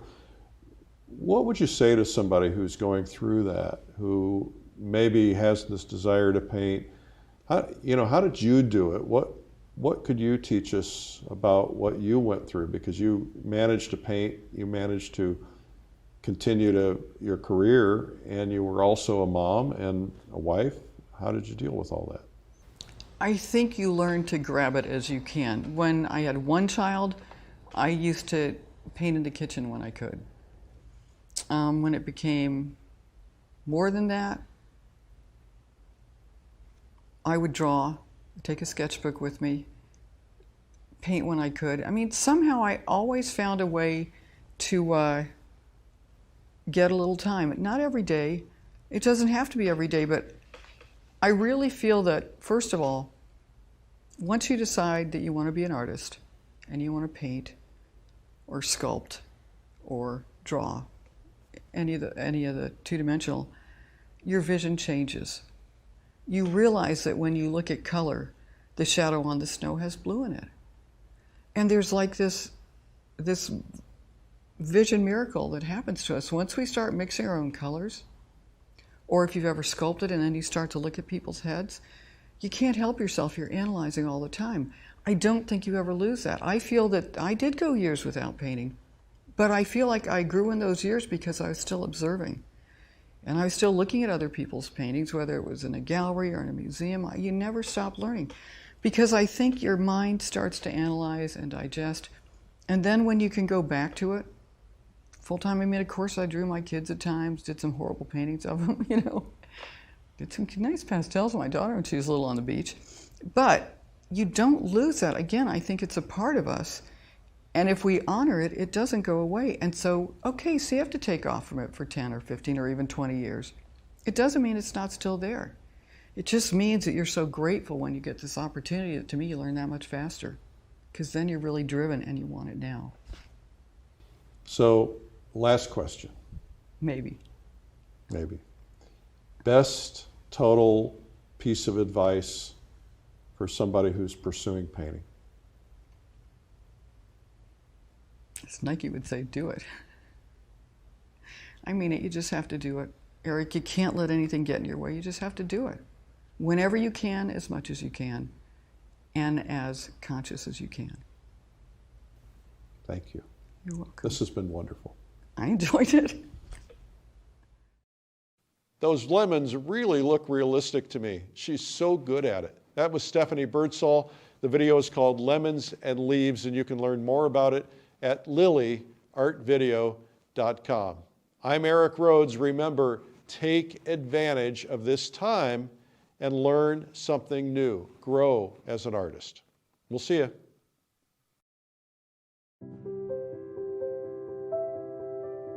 The finest homes and the best museums are filled with still life paintings. No matter what inspires you to paint, the still life is a great way to grow as a painter by gathering interesting items or fruits or plants to paint from life.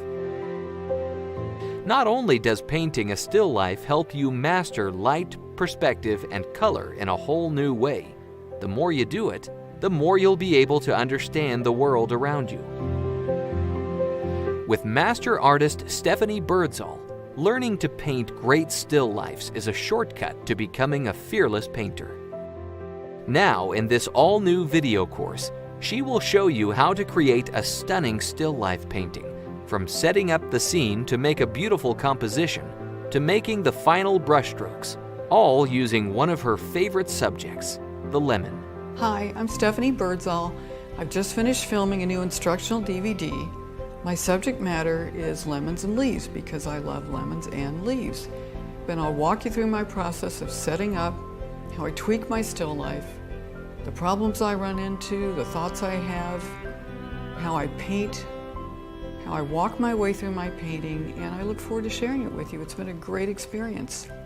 In Lemons and Leaves, the natural still life, you'll discover why it's important to create a happy marriage between the objects in your painting and how to make it happen. The steps for figuring out what's wrong when your painting feels off and what to do when you figure it out. Plus, how to create a painting that feels rich and museum quality, something few painters have ever figured out on their own. This master course in painting gives you almost 8 hours of in-depth training that you can return to time and time again. Stephanie Birdsall is in demand by both collectors and serious students alike. And in this training, she'll teach you the exact techniques you can begin using today to paint your own stunning still life compositions. Lemons and Leaves, the natural still life with Stephanie Birdsall, is now available on DVD and streaming video.